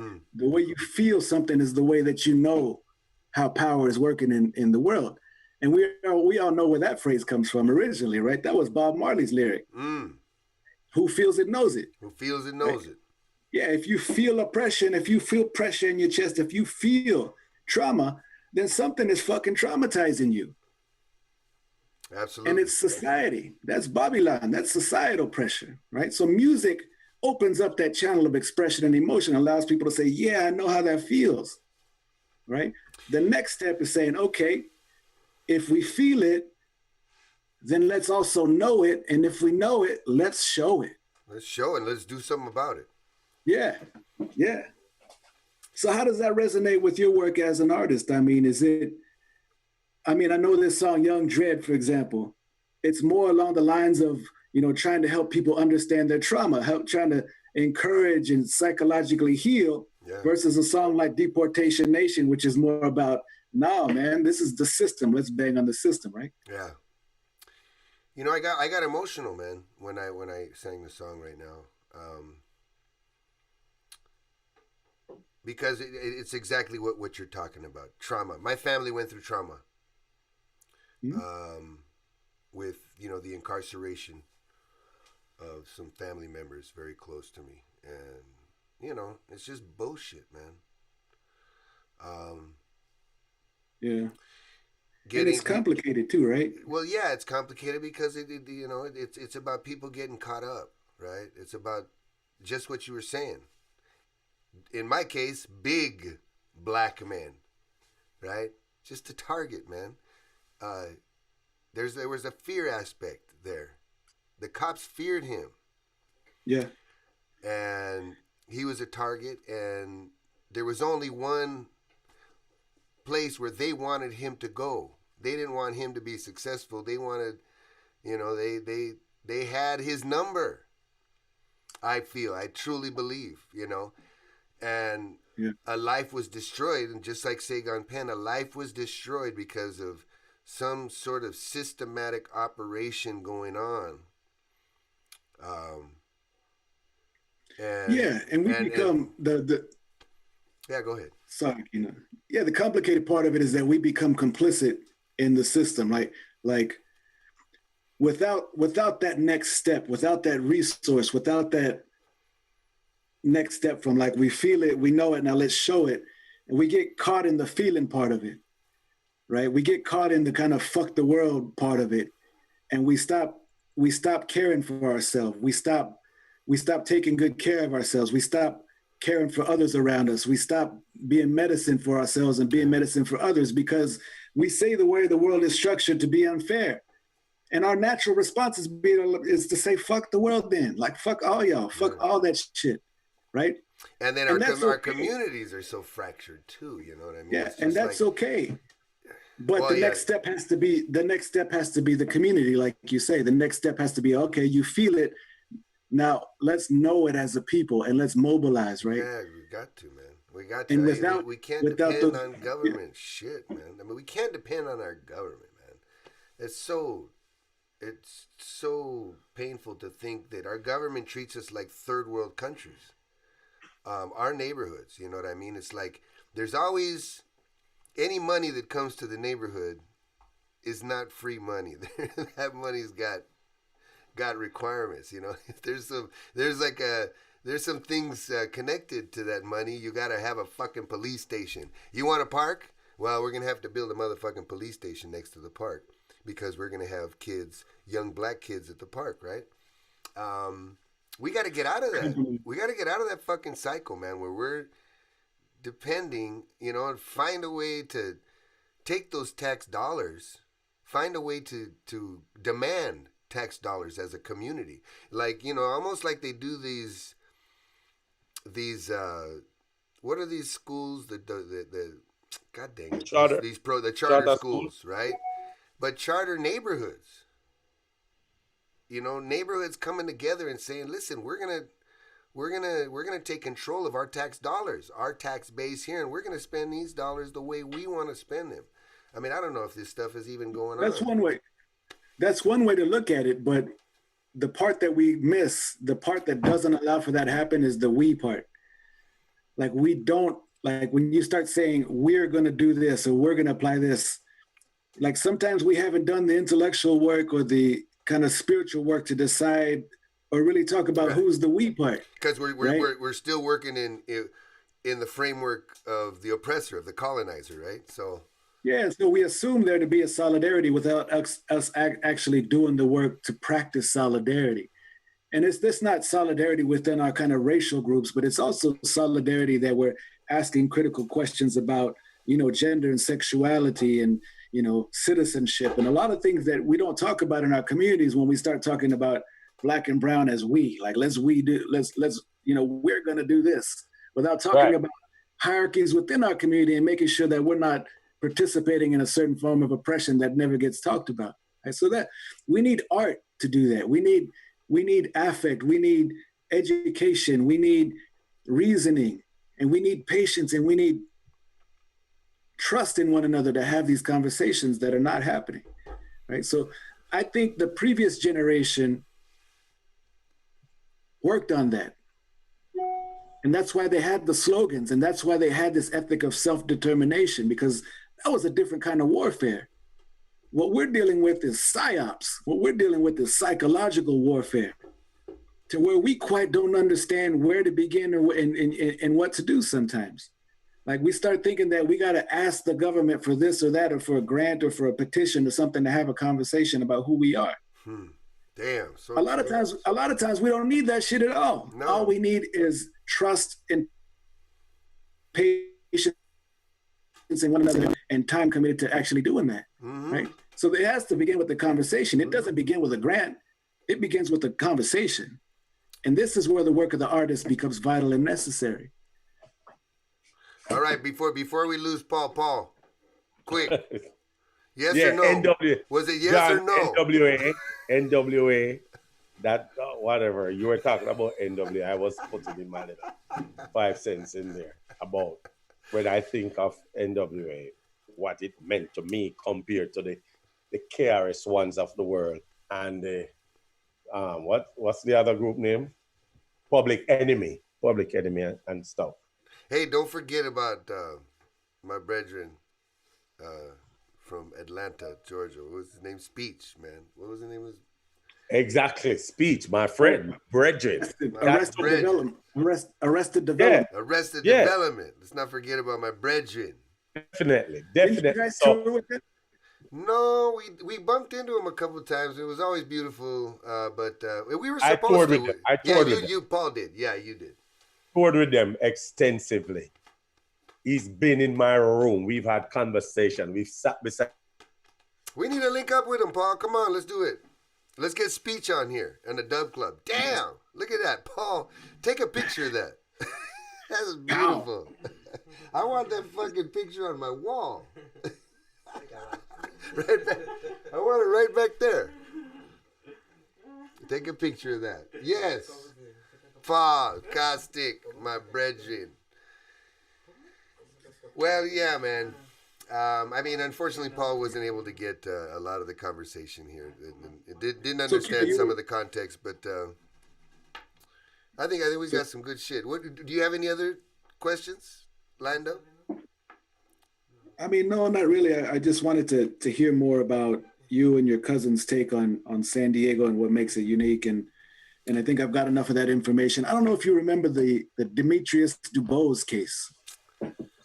So it rings a bell, but I might have been out to lunch. Yeah. We were living together at the time. You and I were roommates, and it was this case of this former Charger or current Charger player, NFL player, who was leaving this party in Pacific Beach in PB. Mm-hmm. And I guess he had been drinking or something, and the police were tailing him, and there was some kind of encounter. Right. And they ended up shooting him multiple times in the back and just killing him. Right. Right. And the response, and I believe this was 99, and the response was, and I think the media kind of sensationalized it. It says, and then, this enraged, black man was shot down in PB, or, and there was always this kind of notion of, well, what did he do to deserve that? Yeah. And that always haunted me. I mean, there was some activism. I went to a couple of meetings and a couple of demos about that.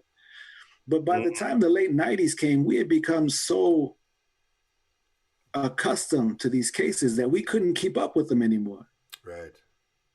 I mean, do you remember the Oscar Vélez case in San Diego and Tijuana there at San Isidro? Refresh my memory. So Oscar Vélez, we were working on campaigning and organizing on behalf of his family and his mother, Leticia, who was living there in Tijuana. And he was the guy that was gunned down at the border for holding a rock in his hand. Yes. Remember that case? Yep. Yeah, and there was about, I think in that year alone, 98, from 96 to 98, there was around 20 or so cases of just outright police brutality at the border, and then within the city, and then this was all coming fresh off of the Rodney King incident. So the 90s was just like case after case after case. It just doesn't stop. Now, how connected is the uptick in militarization at the border and kind of like the expansive funding? I mean, there must have been a funding increase throughout the 80s and the 90s. Oh yeah, to police departments. Of course. I mean, it was it's a complicated history. It was a new system of revenue, actually. Is this where we're like, the funding balloon or the overfunding of police departments? Did this happen during this period? Absolutely. I mean, this was all part of what we call neoliberalism, which was like the crackback against the insurgent movements of the 60s and 70s. So Nixon and Reagan were both elected, similar to our current president, as law and order presidents, as the presidents that were going to basically come in and make America feel safe again at a time when it had witnessed riots in our cities and and the Black Panthers and the Chicano movement, the Chicano moratorium in LA, and stuff happening here in Chicago and other places as well. Houston as well, in 78, 79, the Moody Park Rebellion.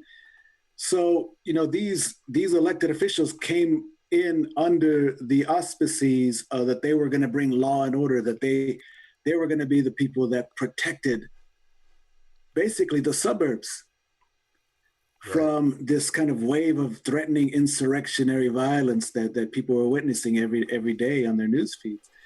But there's also, it also involves capitalism as well. This was the time when prisons became privatized and industries were shutting down, manufacturing industries were shutting down in US cities and moving to the global south, the third world, and evacuating large vats of space that came to be filled with a new kind of system of profit, which was prisons. So as you built these massive incarceration complexes, you needed a law enforcement system that could actually create the pipeline to fill them, right? And so part of the uptick in policing and surveillance was around that, but it was also the after effect of the Vietnam War. With all of the military surplus, with all of the machinery, with all the weaponry that was dedicated towards the Vietnam War, all of a sudden that all became surplus, arrived back in the United States with no use value whatsoever. And so it was police departments that took on all this military equipment that actually pertained to the Vietnam War just prior, right? And so you saw this kind of blurring of the lines between the military and law enforcement around this period, which led to, Joint Task Force 6, Operation Gatekeeper, Operation Hold the Line, wars on gangs in places like LA, this really brutal regime of crushing dissent, of using force, of using violence as a way to kind of tame civil society. Okay, let me and ask we you can this. all see now that it didn't work, right? So it's become part of how our political economy functions. It's an economy of incarceration. It's an economy that depends upon persistent surveillance and criminalization. In a society like ours that's been so fundamentally formed through the knowledge or the language of race, race feeds into this notion of who are the communities or what are the communities that need that intensified policing? Where do we take the weapons? Where do we take the surveillance? And it's usually Black and brown populations. Right. Spend the money on police cars instead of spending the money on schools and community centers, right? Parks. Now, let me ask you this. You talk about the Reagan era representing law and order. There was a direct response to the whatever was going on in the 60s and 70s, the unrest or the building of communities on our side. That's what we call it. How concerned should we be about Trump using that same exact tactic with Black Lives Matter, and trying to scare white voters into thinking that there is an actual problem with unrest in our cities and stuff like that? Is he just grasping for straws, or do you think that there's some real concern that we should be analyzing better? It's the same old.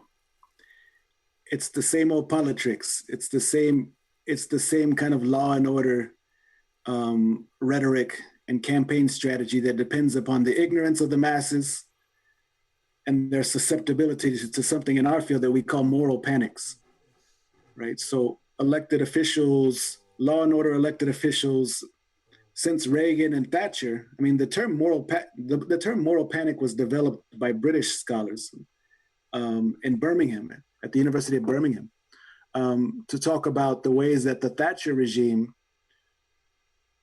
in response to massive joblessness, in response to a declining economy in the 1980s, basically blamed immigrants and people of color for the decline of British civilization, right? And so they began to basically convey this narrative that we need to build that wall, we need to control immigration, we need more serious policing, we need more prisons to deal with the degradation that we see happening in our communities, when in fact, that degradation came directly from the poor decisions and the poor planning of capitalists and government. So they create an economic disaster, and then they blame people of color and immigrants for the disaster as it unfolds in communities.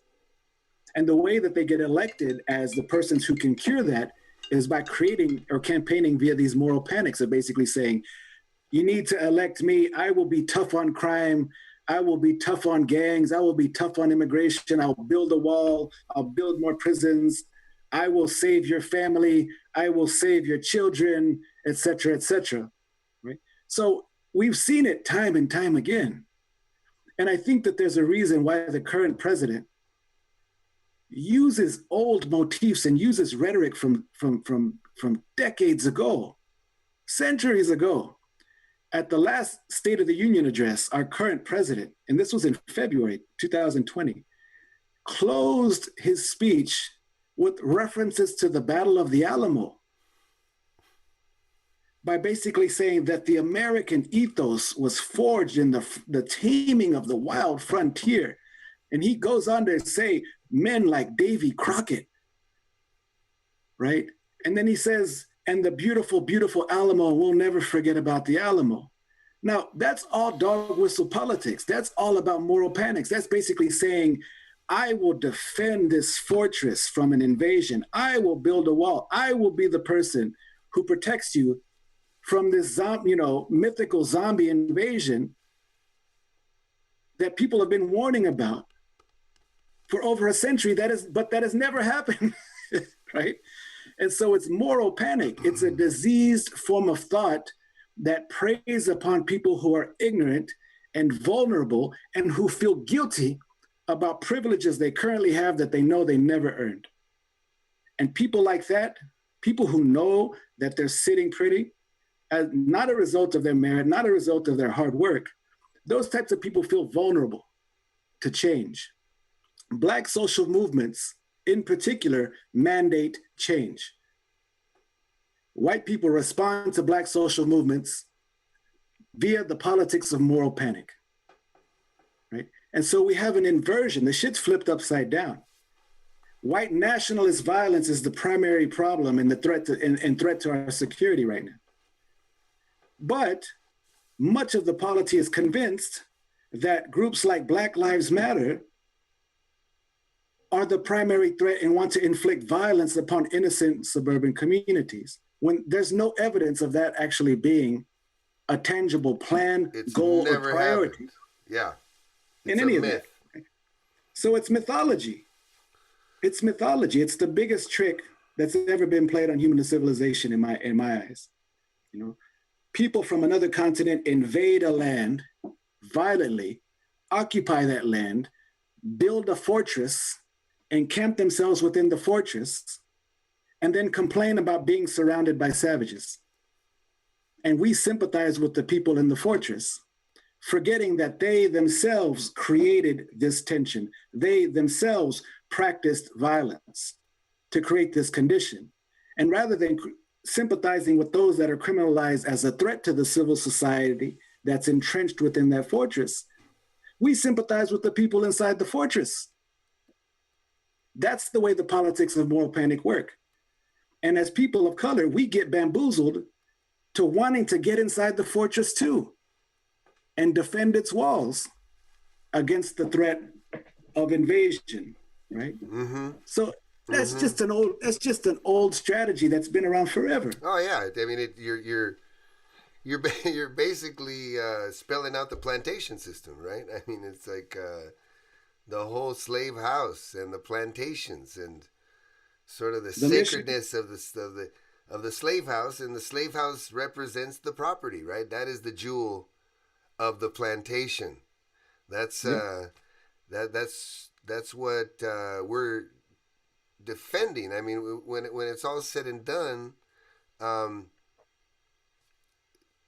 they disguise, or the system or whatever, this tradition that the United States calls itself,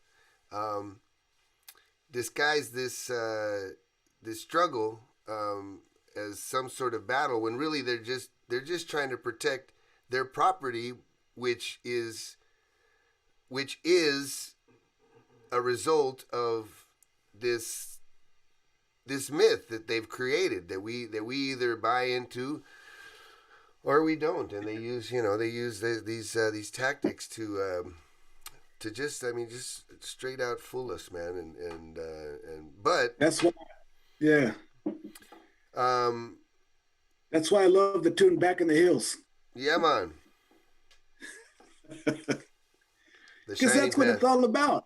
Turn your back on the mission. Like, why are you trying to get into the mission? Why are you trying to get corrected?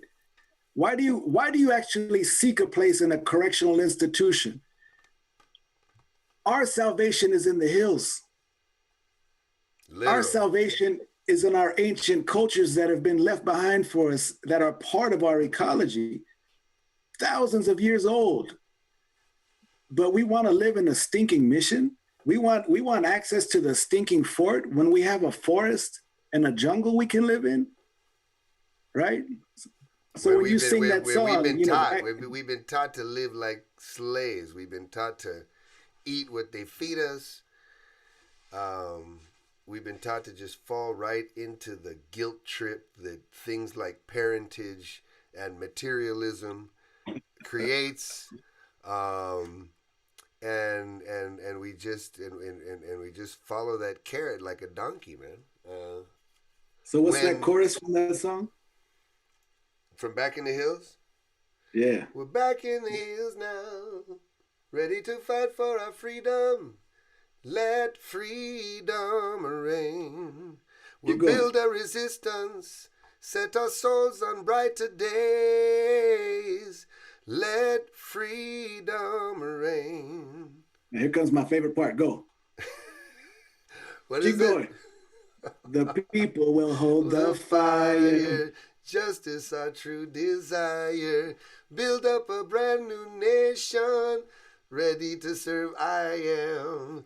The people shall hold the fire. Justice our true desire. Worship a rightful ruler. Ready to serve I am. Yeah, man. Some good old blood-curdling 70s inspired Shining Path music. I love that song, man. Oh, brother, thank you, man. Good job with that. There was another tune that you, I was part of the performance as well. The one that we did at Victory Theater in Leimert Park that time with the, that concert we did with also Motley and those groups, remember, in was it 90, 98, 99? Right. And there was that, the song that you had about the bean field. Oh, fire. What was it? About Let It Burn. Let It Burn. Fire in the Fabrica. Let it burn. Fire in the Fabrica. Let it burn. If you burn, yeah.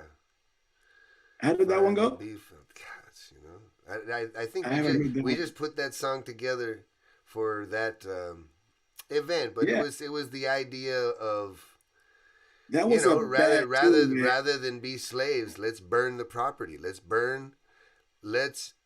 burn what really represents our enslavement, right? Is that we make money for this system, and when, like you said, we can just sit down tomorrow, if we could just convince everybody to just sit down, or like you say, walk away. My good brethren Giuseppe, he used to say, we just need to walk away from the system. Just turn your back on the system. You just need to walk into the hills. I said, yeah, man. And, the land is there still for us, man. I mean, that's our mother, right? Why do we depend so much? And we're so afraid. Do you got a garden? How's your garden going? Oh, it's looking desolate right now. It's we've had some rain come in and just mash down all my flowers and shit, but it's all right. It's all right. What do you think about community gardens? Would that be a good place? I want you to revisit that too. Community gardens? Yeah. Does that have any future for revolutionary? Yeah, I mean, communalism, right? That was the Black Panther mantra or the kind of organizing philosophy. Right. It's called intercommunalism, whereas basically it's like, you know, self-help and mutual aid, providing food, you know, nurturing and taking care of one another's children. And my problem with a lot of community gardening initiatives is that, and this is going to sound harsh, and I'm sure I'll get dragged for this, but a lot of white hippies really take up a lot of space in this kind of community gardening and initiatives. And so in terms of the intercommunal benefit of children in certain communities, I think it can vary by community in terms of like, is there real compadrazgo happening in terms of like, I mean, you know that old Chicano saying where you know, mochate para andar iguales, right? Right. Like, no, I'm not gonna eat in front of you if you're hungry. Like, we're gonna cut it equal for everybody. Right. So that's part of our heritage. Like, we know how to get down like that. Yeah, man. You're Right? always sometimes that kind of gets break it lost down because I see that all the time. That contradiction, that just kind of that idea that you know that these possessions mean so much to us, and like we're being so afraid that, I mean, that kind of goes back to the whole fort thing, right? The fort mentality, being afraid that somebody's gonna steal your shit. It's like, it's shit, man. Just fucking, you know, why focus on other shit in life? It's so interesting that you talk about the whole white hippie phenomenon. Jacob sent me and I haven't even had a chance to click on the link, but on the caption it says, the new phenomenon of white hippies, and their susceptibility to conspiracy theories and their solidarity with, what is that, QAnon? That conspiracy, the whole you know, the whole pedophile thing. You know, the new thing is that the white hippies are just totally fucking going head over heels into that fucking shit. It's crazy. Yeah, I don't know too much about that. To conspiracy theories and their solidarity with, what is that, QAnon? That Yeah. Conspiracy, the whole the I'm not that hip on that one, so. Yeah, well, shoot, it, you know, sounds like it's really related to your community garden theory, though. Well, I'm not saying that it's I'm just being silly, man. Yeah, I'm not saying that it's a rationale for not having that. I'm just saying that, you know, sometimes ecological projects or environmental justice projects tend to kind of forget certain things. Yeah, because there's just a natural pecking order in society, and you know, it's the same old marginalization shit that we all get wrapped up into. You know, just as soon as you feel that vibe, as soon as you feel that, you know, patriarchal shit coming from somebody, it just drains all your fire, right? You're just going, okay, well, shit, I gotta just be a Indian again because so and so's the chief and whatever. But you know, I can see, you know, and part of me just saying community gardens is just me trying to find some way to get our kids' feet back into the soil, you know. In urban I think it's a great idea. I think, you know, I've been a part of a few, and you know, like I said, I tend to overthink things sometimes, and you can like know a little bit too much about histories of certain things to where you can get paralyzed. You can split too many hairs, and so sometimes the education comes by actually doing and by actually involving yourself rather than kind of condemning things. So I take that caveat as well. I feel you, man. I feel you. Well, We got some good comments coming in. Good. Is there anything we should mention? Leslie Ritchie is telling me I should be very concerned.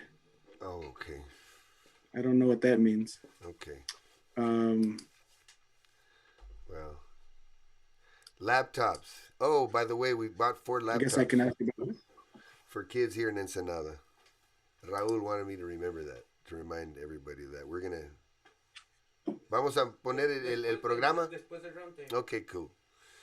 We're gonna have a little report about the laptops I bought, or we bought for some kids here in Ensenada. But well, that's I mean, hopefully she means concern for the health of our community, and I'm hoping concern for the well-being of our young people. Report about the. Well, Anyway, Copa, I think we hit on some really good stuff today. I'm feeling really good about the show. Today we did a total step up. The introduction, I was very happy with the introduction. I got a little emotional because I always think about my big brother, and just the whole Sagan Penn thing just reminds me of how traumatized I am. I forget sometimes, and I don't want to talk. I don't want to talk because it's a family thing, right? It's like I don't want to divulge because I don't know who wants anybody to know about it, and that's the other thing. It's just this dark cloud, this embarrassment that families go through, and it's just nothing nice, man. And it's a drag. It's exhausting. It just fucked everything up. And hopefully, there's ways available to us for us to deal with it, and sometimes we don't have to speak about the details about things that we've experienced or that have happened in our families. We can speak about the conditions that created those outcomes in hopes that we can give medicine to somebody who needs it one day, who's dealing with and trying to work their way through the kinds of feelings that we have. So, I mean, that's what being a teacher, that's what being a writer, that's what being an artist is really all about, is you trying to give somebody that medicine when they need it. I feel you, man. I feel you, brother. Well, once again, thank you for your contribution to the Big Mountain Dub Club. I think we're doing some good work here. And we got Third World next week. Nice. Which is going to be a trip for me. I'm shaking in my boots a little bit, but I'm just so excited. Your heroes, huh? My heroes, man. My heroes. God. For real. And I've been collaborating with Richie. I don't know. Did I tell you about the thing that the collaboration with Third World recently? You told me the podcast and the work that you were doing. Okay, no. Well, Richie got a hold of me, bass player of Third World, and he asked if I could translate a song into Spanish, one of their songs. And I was like, well, that's not really my strength, but can I invite somebody? I'd like to sing it. I think I could pull off singing it, but I'd like to invite somebody in. And I said, cool, man, let's do it. So I called up Kike Neda from Gondwana, and he was right on it, man. I mean, he just embraced the project right off the bat. Initially, he thought he was just translating it for me as a favor, but later I told him, no, man, you're on the track, dude. And the song's called Hear Us Out. It has some connection to Black Lives Matter. I think that's kind of why the urgency for them to release a version in Spanish, and just something really important to them.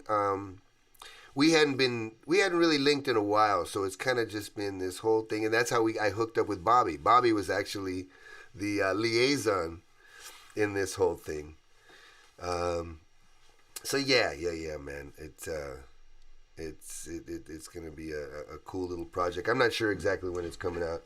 We finished our part, and we're just kind of waiting for the final copy of it. But yeah, and then of course the conversation came up about this program, and I asked them if they would ever consider, and they jumped on it, man. And was like, oh my goodness, now I got to figure out how to interview Third World, man. That's gonna be a lot of work because there's so much context there that applies to me, and then there's still a lot of stuff I know that I missed, just being part of a generation where media was really hard to come by, right? And now all of this stuff is online, and having to go back and make sure I got all my ducks in a row is going to be a lot of fun. A lot of fun. Yeah, I look forward to it, and I look forward to the track with Third World, Big Mountain, and Kike Nieda, man. Kike is amazing too. So I hope you come correct, man, because I hope your part is good, because that brother can sing too. That brother's like an angel, man. Because he did his part first, and I ain't gonna front. I had him right here in my left ear, man, and I was copying him like a monkey, man. And yeah. It was really cool. He made it easy for me because he just fed it to me, man. Fed it to me like baby food. I look forward to it. All right, bro. Hey, well, have a good weekend if we don't talk, and yeah, we'll do this again next week. Orale, look forward to it. Take care, all right? All right, bro. You take care. Thanks again, John. All right, a Patreon announcement coming up. If you would like to contribute to the Big Mountain Dub Club, we have opened a Big Mountain Dub Club Patreon account just for that. Allows you to contribute using a credit card or a debit card. We will have different tiers in the future, giving away different items like t-shirts, or maybe a inside view, some old archival video of Big Mountain demos, things like that. We're going to find a way to allow you to choose from a number of different tiers, okay? Thank you for your contribution. To contribute, go to patreon.com, that's patreon.com/Big Mountain Dub Club. Thank you for your support. Alrighty. We're right here. Thanks again, folks, for tuning in. I know it was another long one. This discussion, I don't want to cut it short. I just want to let it flow naturally. So I'm not putting a time limit on the discussion. Of course, all of this stuff, if you missed any part of this show, this will all be on the Big Mountain Dub Club YouTube, the Big Mountain Dub Club Facebook page. So, we appreciate you sharing this and getting this program out. We do put a lot of work into this. I'm a little overwhelmed sometimes. Just like last night I was editing till late because we got my interview with Cousin John happened late. But I'm enjoying it. I'm having fun. I'm surprised every week by what I learn. I encourage everyone to try stuff like this, It's fun, and it really is healing. I think everybody should have a podcast. Every single person on this planet should have some sort of outlet to be able to talk and express themselves. I'm always going back and forth through the whole how prepared should I be? I don't want necessarily to give you guys an impression of this is the best of Kino, right? I want you guys to just get Kino. Because I think that we're encouraged too much not to be ourselves. We're encouraged too much in this world not to love ourselves, not to love our bodies, not to love the things we say, and the things that we believe and the things that are important to us. We need more dialogue, and that's what this show is all about. I know we get into some heavy concepts and subjects, but this is all based on love, my people, and just trying to heal our communities. Our communities are hurting. And we cannot stand for that. We cannot sit by and let our young people have to deal with ramifications of old, decrepit systems that need to be torn down and built in a loving way, a compassionate way, not a suspicious, profiling, vindictive, racist way. No, we need to build communities where our kids have resources, they have money, parks, community centers. Stop putting money into cops, guns, riot gear, whatever these vehicles that they bring to these riots and crap like that. There's no need for that stuff. For God's sakes, this is not a war. You don't need to bring that crap into our neighborhoods. Leave that shit out. We want gardens. We want safe programs for our children. We want safe places for our kids to live and play. But we don't need, this presence in our neighborhoods, hanging over our neighborhoods of, a systemized, suspicious government. Enough with that, man. Enough with the police substations being a part of every park.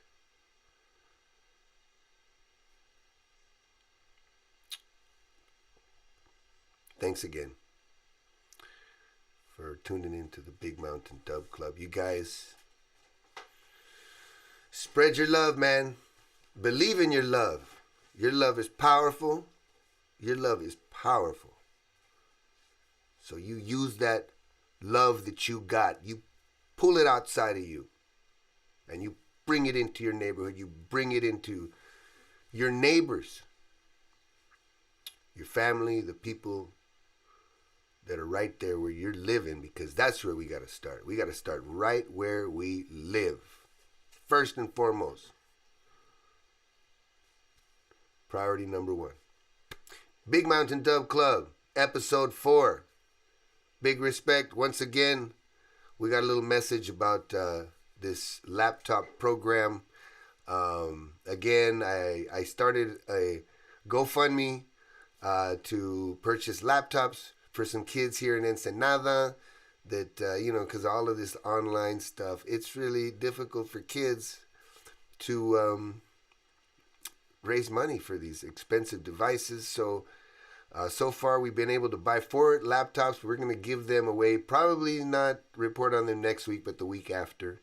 Okay, but we're gonna have some fun with it. We're going to make it fun and make sure that everybody that donated money knows where exactly the kid that got that precious resource, and we thank you for that, you guys. You guys have been beautiful. I love Big Mountain people. I love you all.